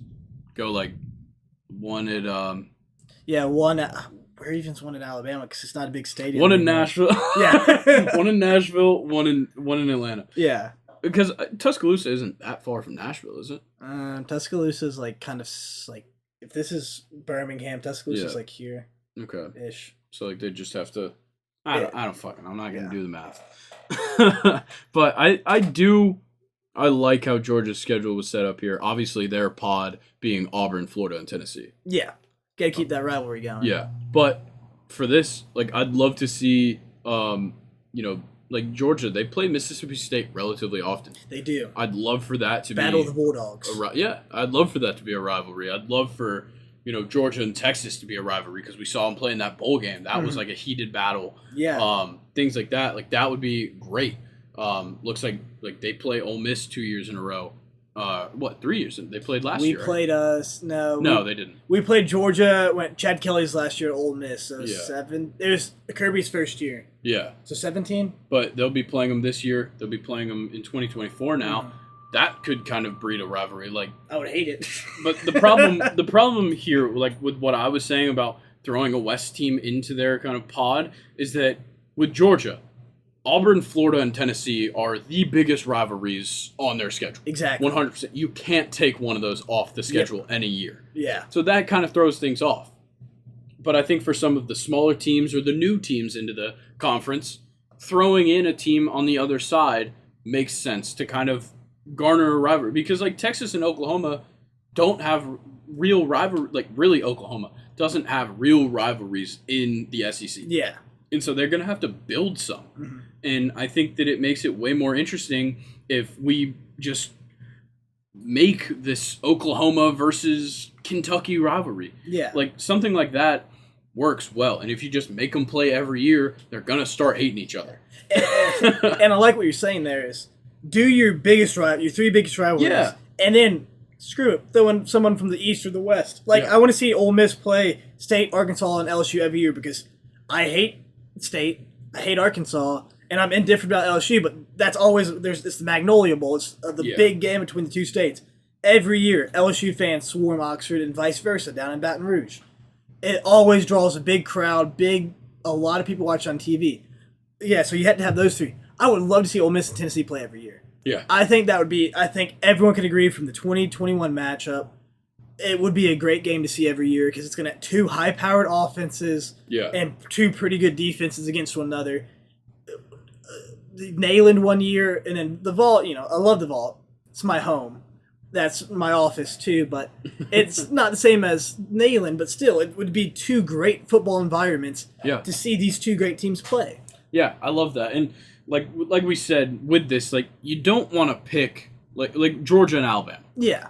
That's never going to be a rivalry, like a yearly rivalry. Yeah. Because they want you to relish that matchup. They want you to be like, oh, damn, like they're not playing this year. We'll have to see how this plays out later. Yeah. And like it'll rewrite those storylines between the schools. But, building up a rivalry between Georgia and Mississippi State, there's no problem with that. Exactly. It's not like, maybe Georgia's just going to dominate it every fucking year. But they're going to hate each other. Yeah. They're going to. Because they're going to know that without fail, every single year, we have to go to Starkville or they have to go to Athens. Like, they're going to have to match up. Yeah. And they're going to not like it. Exactly. And that's what makes a good rivalry. Yep. There isn't a single Florida State fan that likes to go to Gainesville. I don't even like stopping there. Yeah. Like, it doesn't matter. But, and I'm sure it's the same for, there's not a single Alabama fan that likes to stop in Auburn. Yeah. Like, that's just gonna happen. And I think that breeding those things, like, there's just gonna be, like, if you do this, there's gonna be Georgia fans that aren't gonna stop in Starkville. Yeah. Like, that's just the nature of rivalries. And when you can take this opportunity of adding new teams in and kind of realigning everything, you also get this opportunity to create something new with these programs. Yep. But let's continue to Kentucky. They've got Auburn, Georgia, South Carolina, and Vanderbilt at home. And away, they have Florida, Ole Miss, Tennessee, Texas. So they only crossed that East-West division 3 times, and Auburn really not, I don't consider them much of the West. They're literally in the state of Georgia. Like, yeah. They're like 10 miles from the border. But these are tough away games for Kentucky. Oh, yeah. Like a very tough away schedule. Like the only saving grace is that they're not away at Georgia, but Georgia's still going to go to Lexington and beat the brakes off of them. Yeah. But away at Florida, Ole Miss, Tennessee, Texas. That is fucking brutal. Yeah. For Kentucky, this is like extremely hard schedule. Yeah. Honestly, when 2024 rolls around, I wouldn't be surprised if they're in the top 10 for the hardest schedules in the nation. Yeah, I agree. Especially with what they have right now, it's going to be really difficult. Yeah. So they had a tough draw here. Missouri, every schedule is going to be hard. It's Missouri. But at home, they've got Arkansas, Auburn, Oklahoma, Vanderbilt, and away they've got Alabama, Mississippi State, South Carolina, and A&M. That's brutal. I don't see a lot of wins there. I see 2 good games for them, and the rest 3 good games for them, and the rest are just beatdowns. Yeah, but like I said, maybe we just need to start like manufacturing this rivalry between like Missouri and Oklahoma. That's what's gonna have to make sense. Is like put Missouri like when you look at Oklahoma, the states close to is Arkansas, Missouri, and Texas. Yeah. So like that's gonna have to be their pod when you think about it. Yeah, like, exactly. Like, I don't even know what the fuck Missouri's pod is here. Like, is it, what, like, Vanderbilt? I honestly don't know. Where's Vandy? Maybe they threw Oklahoma in there for them? I would have to imagine, like, they would have to play Oklahoma. Like, that has to be in their pod, right? I think so. Because I think Texas and Oklahoma are technically in the same pod. Yeah. They're going to play They're going to play each other every year. I don't know, man. This is hard. I want to see I want the SEC to officially release. Yeah, I don't know. Maybe I'll put a little something together. Make a fucking whatever the hell, a Venn diagram of just all of it. Every single way that the pods connect. I would love that. I'll put it together tonight. We'll see. But let's talk South Carolina. I think that first glance they kind of lucked out. Mm-hmm. LSU, definitely. Ole Miss, Missouri, and A&M at home is very good for them. Mm-hmm. Because they have a great home environment. Yep. I see 2 wins there with Missouri and A&M. I agree. Personally, we don't know what A&M could become. Yeah. But I see 2 wins there in 2024, and then they probably won't put up much of a fight against LSU. But I think bringing Ole Miss to South Carolina at least gives them a fighting chance. Yeah, I think the fact that it's in South Carolina makes it a much better game. Definitely. But then away. 2 tough environments to play in Tuscaloosa and Norman. But Kentucky and Vanderbilt, pretty easy places to play. Yeah. And I think that South Carolina may have gotten away with the easiest schedule here. Yeah. For South Carolina, maybe. Yeah. And they're a growing team, too. So if they get better, across this next season and bring in some good guys for 2024, this might end up being such an easy schedule for them. Yeah.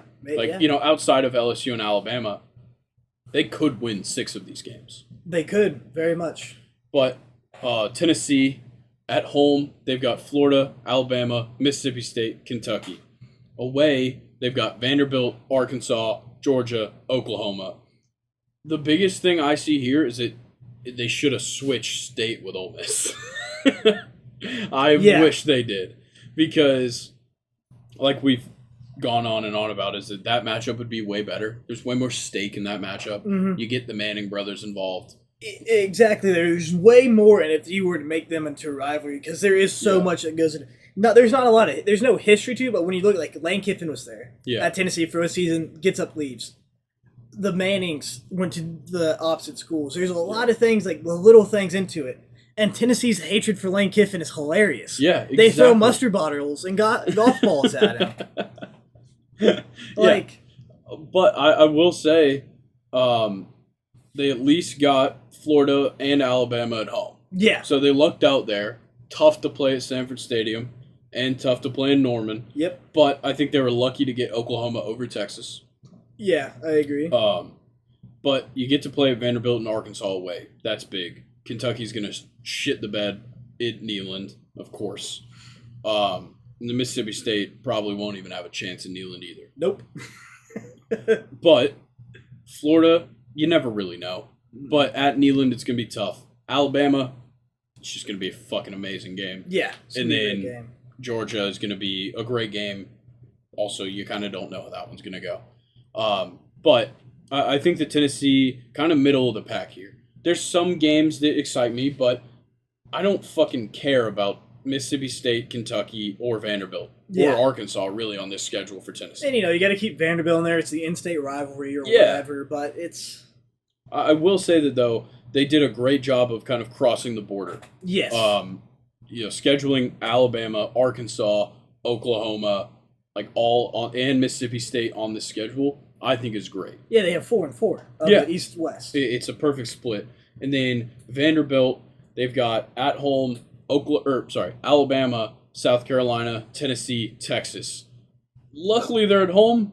Unfortunately, they're going to lose all of them. Yep. Maybe not South Carolina, but they're going to lose just about all of them. Yeah. Away, they got kind of lucky to be playing, like, Kentucky and Missouri away. Yeah. But LSU and Auburn, they're going to get fucking shit on. Yeah, those they're going to get stomped. Yeah. And then Oklahoma, who I think got fucking brutal. Brutal fucking schedule. They want to teach them a lesson, obviously. Yeah. At home, which Texas is a neutral site, but they get Alabama, Tennessee, South Carolina at home. Whew, okay? Yeah. Away, Auburn, LSU, Ole Miss, Missouri. Like, fuck, dude. First year in the SEC and they're getting this? They said you're running a gauntlet. Yeah. Only way this gets harder is you switch Missouri with Georgia. I was about to say, if they really hate them, they'd switch Missouri and Georgia and, like, put Tennessee. Or, Tennessee, yeah, they're already playing Tennessee. Like, yeah. They put Florida instead of South Carolina. Hell. They said you're running a gauntlet. If they did that, they'd be like, F you, man. You better schedule 4 fucking FCS opponents. Yeah, they're punishing old Brent Venables for beating Alabama twice. Yeah, true. And then to round it out, Texas, they've got at home Florida, Georgia, Kentucky, and Mississippi State, which I think all 4 could be very good games. Yeah. Because you're obviously in Austin, but you're bringing Georgia to Austin, you're bringing Florida to Austin, and then Kentucky and State, not a big deal. But on the road, Arkansas, Oklahoma, of course, and then A&M and Vanderbilt. Going to A&M is fantastic for this rivalry. And then you get relatively easy away games with Arkansas and Vanderbilt. I wish Alabama would have gotten Texas. Yeah, me too. But then again, they played last year. They're going to play this year. True. Why would they make them play 3 years in a row? Yeah. But I think overall, they did a very good job with these teams. Yeah, I have to agree. Overall, this is each team, for who they are, they got very good games. Yeah. So let's go ahead and kind of have this discussion. Looking back at them, who do you think got off the easiest? Who got off the easiest? Because we were going through and I was like, oh man, like each one, it's like kind of hard in its own right. Yeah. But I would arguably say, I don't know, because like I've thought a couple of them, like, no, not really. Then I keep looking, and I mean, I think arguably, especially with Hugh Freeze coming in, Auburn kind of got the easier route because they really only have, Alabama and Georgia that are like tough. Yeah. So besides those two games, all the other games for Auburn with Hugh Freeze should be winnable. But all of them are just so hard. Yeah. I think Texas got a little easier because they got Florida, Georgia home. Yeah, I'm in the same boat on that. But I think Arkansas got off a little bit easy. Yeah. Though you get LSU and Tennessee and Texas, your away games aren't the worst. Yeah, their away games are pretty and simple. luckily you get the home atmosphere to help you out in your toughest games. Yeah, their 4 home games are easily the toughest games in their schedule. Yeah, and but personally, I really do think that Texas got away the easiest. Yeah. Like LSU's isn't that bad because you get, once again, your hardest games of the season are at home.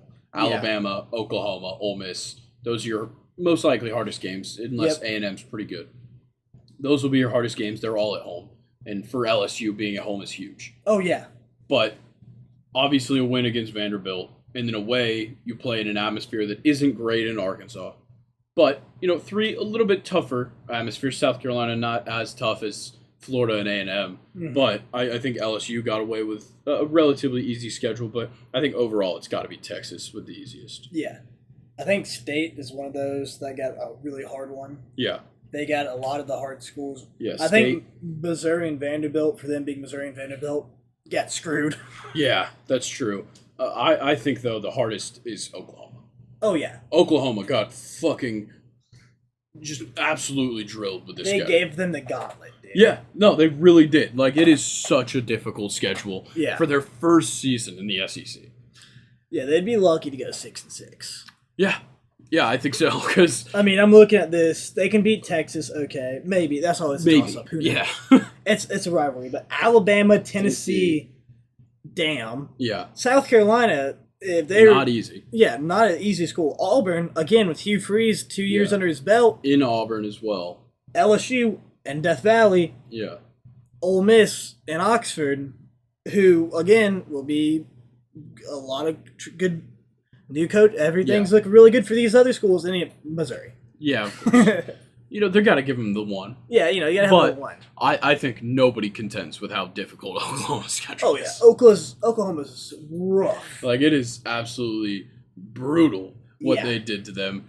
But, a couple other teams that maybe got off a little easy, like Florida, I feel like, because of the teams that are kind of predetermined for them, I think outside of those, they got off a little bit easy. Yeah. Outside of LSU, but you bring them home, so that's not as bad as it could be. But you get Kentucky at home, Ole Miss, and A&M at home. Like, that's 3 teams that the outcomes of that game could be influenced by the atmosphere. Yep. And then away, you get Georgia and Tennessee, of course, very difficult games, as well as Texas. But Mississippi State, you kind of get off easy there as well. Now, what's going to make this even harder is once they do put it into the schedule. Yeah. What week we're playing who. Exactly. That's the biggest thing.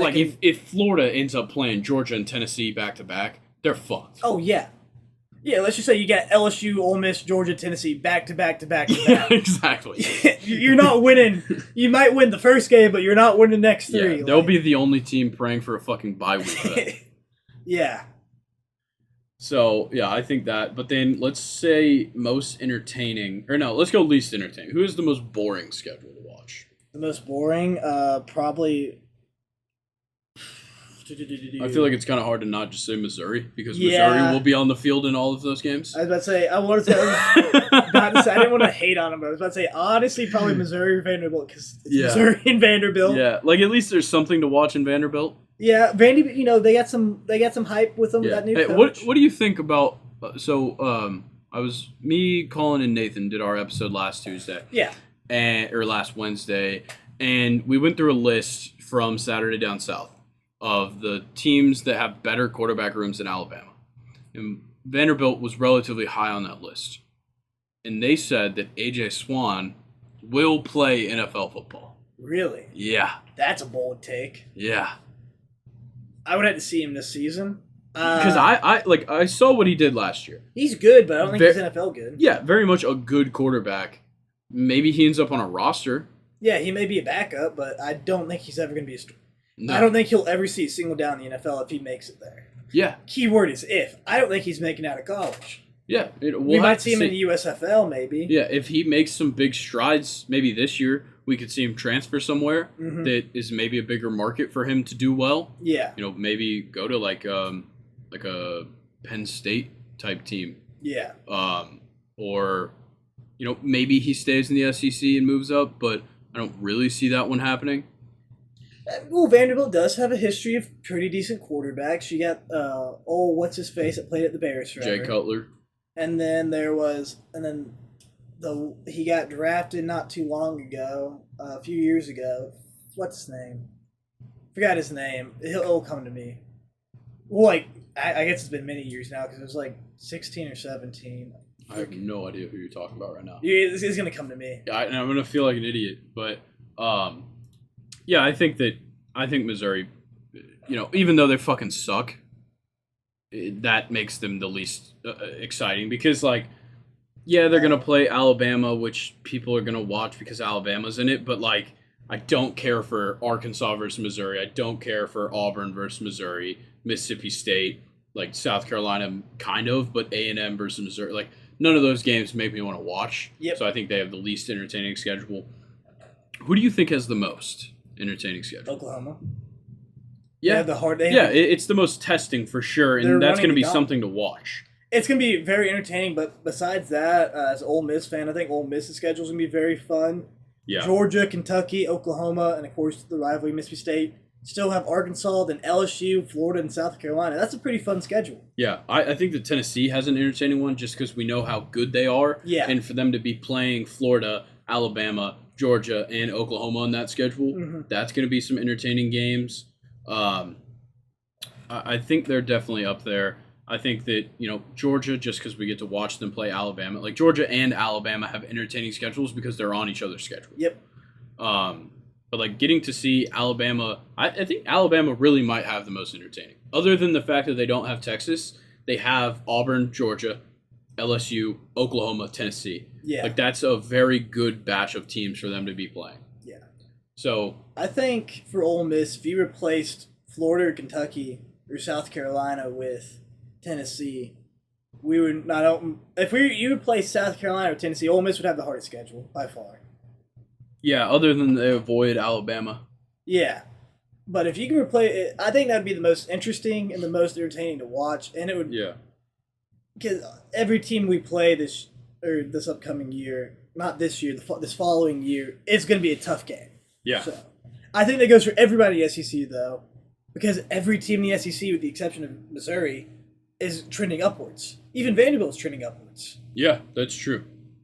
Missouri's the only team that's literally A&M. But they can get the recruits, so Yeah, they'll always be true. in the mix of being good. They have the money for the coaches, Yeah, and the players. So, with the exception of Missouri, no matter who you play in the SEC, it's going to be a good game. Yeah, I agree. All right, well, I think that was fun to run through. Oh yeah, it makes me excited for 2024. So excited. But I'm much more excited for 2023. I cannot wait. Yeah, I can't wait for college football to start. But only 10 Saturdays, dude. Yeah. 10 Saturdays. 10 Saturdays. But that also means the school starts back up. Tell me about it, dog. But let's get into this top 3, bottom 3. Just create a little more college excitement. Division I college mascots. And the stipulations here, there cannot be a human, an animal, or a vehicle, mainly Georgia Tech, and I guess Oklahoma as well. You can consider, Purdue is a train, so that wouldn't count either. But they do have a mascot costume as well. So it has to be a costume of sorts. It can't just be a normal ass dude with clothes. Yeah. It can't be that. Can't be unfortunately, no Chief Osceola and Renegade. Dang. No Leprechaun for Notre Dame, but also no Uga, no Mike the Tiger, no Bevo, none of those, and then of course no Rambling Wreck. So, Brock, you've got the first pick on the top. Who do you think is the best D1 college mascot? The tree, Stanford. Okay. It's so funny watching it's the funny, little but tree. Is it good? The little kids like it. That's all that matters, man. Okay, I will say, elite mascot to use in NCAA. Oh, 100%. Yeah. Mascot matchup? Yeah. Yeah, I'll give you that one. I think the easiest 1-1 though is Donald Duck, Oregon's Donald. Oh, yeah. He is the most entertaining guy to watch. He He's an aesthetically good-looking duck. He is. A much better bird mascot than Miami. Oh, by far. Miami's duck. I Sebastian guess it's sucks. a duck. Is it a duck? He's an ibis. Ibis, yeah. Yeah, he's an ibis, but he looks like shit. Yeah. So, I think Oregon's got that one.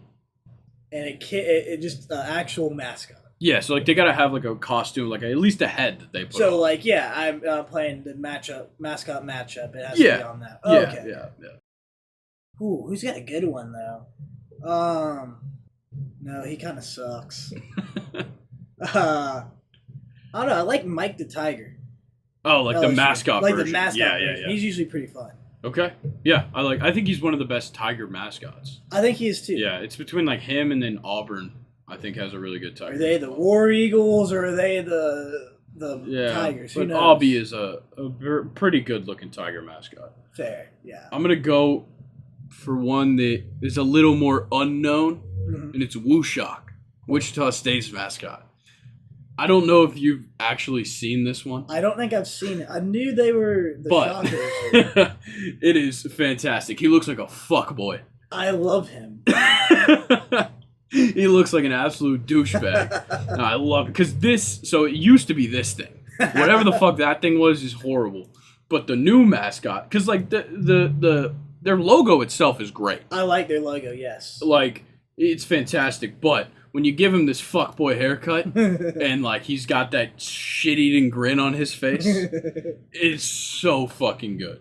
Yeah, you know Ted Lasso was their last That's head true. coach. Yeah, their last head coach was Ted Lasso. Oh, Look, he's dude, Elvis. he's fucking Elvis. Like, That's a good one, yeah. but like you can see, like the hair gets long sometimes, and he looks like a fucking villain.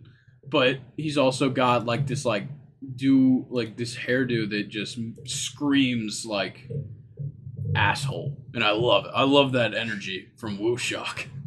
I like it. All right, what is your third one? For number 3, Syracuse Orange. Love it. Love it.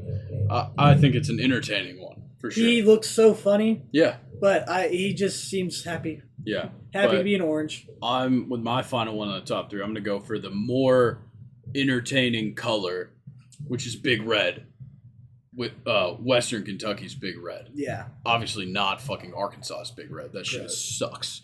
But Western Kentucky's Big Red is literally just like fucking red version of Grimace from McDonald's.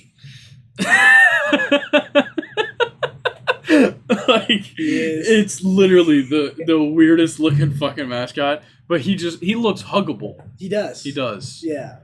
So yeah, I had to take Big Red. Any honorable mentions? I think Colonel Reb.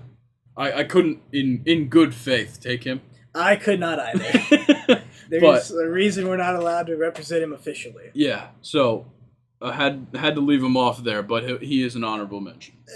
The history behind the actual reason Ole Miss is the Rebels makes sense once you learn it, but however, there is a lot of things connected with it, and I understand why we don't represent him. However, he is a badass mascot. He is, for sure. I'm trying to think any other good ones that kind of fit, like Akron has a good one. Toledo, fantastic one. Yeah, I think those are kind of the main ones. And then, like we said, Aubie is a pretty solid Tiger. Yeah. But I kind of like the Florida Gators. They're pretty... I don't know. He looks kind of weird. Well, like, they kind of look like Gators, though. They don't they do. I'll give them that. They look like the nice Disney version of Gators. Yeah, it's Albert and Alberta. Yeah. Right? Yeah. Big Al. I don't know. I can't. Well, Big Al is actually Alabama. Yeah, Big Al is Alabama. Albert is Florida. But I'm going to go ahead and take my first one on the bottom. I've got a couple of deep cuts here. One honorable mention I did after the top. Ramses, the UNC mascot. Oh, yeah. He looks sick. I think he's... So, like, Navy has a similar mascot, but I think Ramses is a little more animated, and it looks a little cooler. I agree. But my first on the bottom, I'm going to go with Oski. That's Cal Berkeley's mascot. He is the saddest sack of shit ever. It is so fucking gross. Like, it is so bad. Oh, dude. Oh God. That is fuck. Who Like, did that's that? nightmare fuel. That's like, it looks like a 1940s, like, oh Lord. Yeah, fucking brutal. Someone needs to shoot him. And he's, like, fat. Yeah. And like, he literally has, like, a fat suit on under his shirt. It is fucking disgusting. Oh God, that's horrid. Yeah. Like, I said that, like, the shit-eating grin of Wushock was great. This grin is fucking terrifying. Yeah, this is like, I'm going to wake up and see this. It's going to eat me alive. Yeah. This is actually, like, something in a horror movie. That's terrible. Yeah. For my pick, I hate to say it, but it's very unfortunate, but I'm going to have to go with Tony the Land Shark, Ole Miss. Yeah.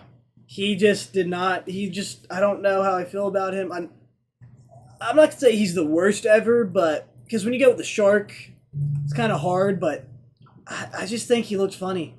Just did not look right. Yeah, you're right. I mean, when you're a land shark, you have very few options. But, you know. I don't hate it, but it's not great. Yeah, I don't hate it, but I feel like you could have done a better job. Yeah. Yeah, if it looked more like Mississippi State's AI version. You know, we just need real sharks. Just bring real shark onto the field. Put a shark put a shark on a leash and drag him across the field. Drag a shark out of water across Vaught Hemingway Stadium. Yes. That's exactly what we need to do. All right. I think for my second one, I'm going to go for Purdue Pete. He just looks weird as fuck. Like, it really sucks. He does look terrible. Especially the old version. Yeah, the old version is horrid. Yeah, like, that's fucking scary. Dude, that's like he's got a hammer. It doesn't help. Like, but it looks like, I think it's a cartoon version of him head. looks nice. I think it's plastic. Yeah.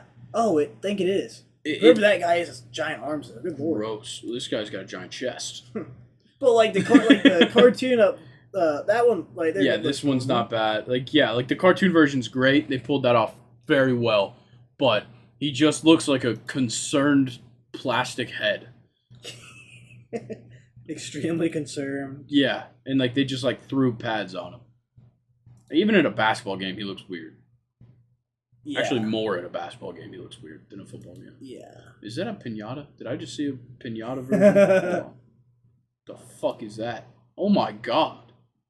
I don't know. Is that paper mache? I don't know how I feel about that. Yeah, ooh. I'm definitely having nightmares tonight. Yeah. Purdue Pete will be chasing me with his hammer in my nightmares. But who is your second pick? My second pick, I just passed him and I don't know. Forgot his name. Oh yeah, I don't like Buckeye. Yeah. I just don't like it. Yeah, he looks weird. He looks stupid. Yeah. He has a really skinny body but a giant head wide. Yeah. Like I get that he's supposed to look like a Buckeye, but dude sucks. Yeah, he sucks. The only time he's cool is when Corso puts his head on. Yeah, that's just true. because it's Lee Corso. Yeah, seeing that, like it doesn't work on like a skinny dude's body, but when you see his head on Lee Corso, it just much better. Yeah. Lee Corso should just be the Ohio State mascot. And just go out and watch him lose every time he puts the head on, you know? That's true. But my final one on the bottom, I can't decide because, okay, I'm going to take Pistol Pete, Oklahoma State, because kind of for the same reason as Purdue Pete, he has this plastic head. Yeah. But there's just something off with this one. I think the head in the hat is a little too much. If he's not a plastic, I bet he probably would be a little cooler looking. Yeah, because like he's just it's just a little bit much here with Pistol Pete. Like I get the outfit, but also does he really need that big of a head? Yeah, there's no way that's coming. Imagine being the guy like, yeah, here's a 80-pound plastic head. Try not to sweat and have a heat stroke out there with this on. Yeah. I can say that I do appreciate the details on his face. Yeah. Like, very well done. You could tell the art students did a good job on that. Yeah. But it's just a little creepy. Why don't they just get, like, a real cowboy out there? I don't know. Is that what the Texas Tech just has a cowboy with the Raider thing on? Yeah, like, yeah, it's pretty cool. He's got this cape and a mask. yeah. I think that works way better. Yeah, that's what they should have done for the Cowboys because they're in Oklahoma. I bet they're really easy to find. Yeah, and like their drawn logo looks great. Yeah, I like that. Like them in New Mexico State, very similar. But I think they did a great job drawing it. But when you put it in human form, it fucking sucks. Yeah. All right, your last one. Ooh. Or wait, did you already do your last one? Hold on, am I stupid? I No, did too. this is your last one. I would have to go with Lil Red from Nebraska. Oh yeah, yeah. I think he's just kind of funny looking. Yeah, I agree. He is a little off. He looks like Well, he's an inflatable. He's like yeah, that's the problem. Yeah. And I've seen him do some weird things. Yeah, he looks like we might need to put him. And honestly, an honorable mention of mine, the guy sitting right next to him in this picture. Yeah, I don't know who that is, but fuck, I can't remember. It's Howie Husker. He looks too animated. Yeah, I have to agree. I wish he was just not a human. I wish he was something else. Oh, okay. Is it Howie? Is it something else? Am I stupid? Maybe. Yeah, I just don't like. Not a fan of Nebraska's mascots. Herbie Husker. Yeah, I can't do the chin. The chin and the cheekbones. Yeah. Bother me. Nebraska alters Herbie Husker cartoon over white supremacy. Well, that's great. Yeah, bottom. Honorable mention on the bottom. Fuck that guy. Disavow. I disavow Herbie Husker. And fuck Lil Red. He's a bitch. All right. Another honorable mention: the Demon Deacon. Yeah, he deserves to be up there. Once again, just a little too much detail, maybe. He has a blank face. He looks like a Muppet. Yeah, he does. He looks like the old guys. Yeah, he should be heckling me. Is what he should be doing. Yeah, I can't appreciate the motorcycle. I fuck with that. I do like that. I like the motorcycle. If he had a little more characteristic, maybe. Yeah, that's a fuck. I don't think he has eyebrows either, which makes me uncomfortable. Whoa. That looks a little questionable. Yeah. But yeah, if he had some, yeah, he did. Does he have eyebrows? They didn't give him eyebrows. Yeah, or they're very thin if they did. A new Demon Deacon question mark? I don't know. Yeah, no eyebrows. That's fucked up. If he had eyebrows, he'd look a little more normal. But Yeah. also, the chin is just fucking massive. It's so aggressive. Yeah. It's a little too much. Yeah, give him eyebrows and make him a little more realistic. Like, not realistic, but like give him a little more characteristics, and maybe it'd be better. Or maybe put him in a jersey. Yeah, maybe not. Do away with the coat. Put him in a baseball jersey at What's the that statue College World called? Series. Which one? Like, Oh, that's not bad. see, the metal statue of him looks realistic. Yeah, I looks like it. much better. Well, I guess a deacon, they're church people, so Yeah. maybe that's why he's dressed up. Maybe. I don't know, but yeah, that one's just a creepy looking one, mainly because he has no eyebrows. Yeah, give him eyebrows. Start the petition now. Give Demon Deacon eyebrows. Yep. Hashtag it. We're gonna fix him up. Yeah, I agree. And then another honorable mention on the bottom is the Stanford tree. I think it could go both ways. It could be really shitty or really good. It's so shitty, it's good in my opinion. Yeah, but That's why it's it was my also number like one. it's an ever changing mascot. Yeah. Like there's so many iterations of it that there's really not like a great one to choose because like they have the more modern one, which is Horde. which sucks. There's Yeah. too much open space, and then you Yeah. have like this one with the crazy eyes and the mouth. You really kind of get everything here with this one because like God, what's up with the skinny one? Yeah, well, why are you so skinny? Be a tree. You're bigger Yeah, than that. and I know this is like an art project thing. I'm pretty sure that's how it works. It's like the art students design it themselves, but it's so all over the place, man. I like can't. that one. This one? The one in the middle. Oh, in the middle. Yeah, That's the one I like. Well, he needs to have the hat, like the one in NCAA. Yes. This one. That's the one I always think of. Yeah. That's why I picked him. I just think it's so crappy. It's good. Yeah, I appreciate that. Because it's like, who wants to be the trees? Yeah, well, it's literally like a majority of the time, it's just like a guy in shorts under it. That's also a problem. I don't want to see your actual legs. Yeah, you gotta wear the brown bottoms, dude. Come on, you gotta be the stump. Yeah, you at least need to have a trunk, not just on. skinny fucking legs.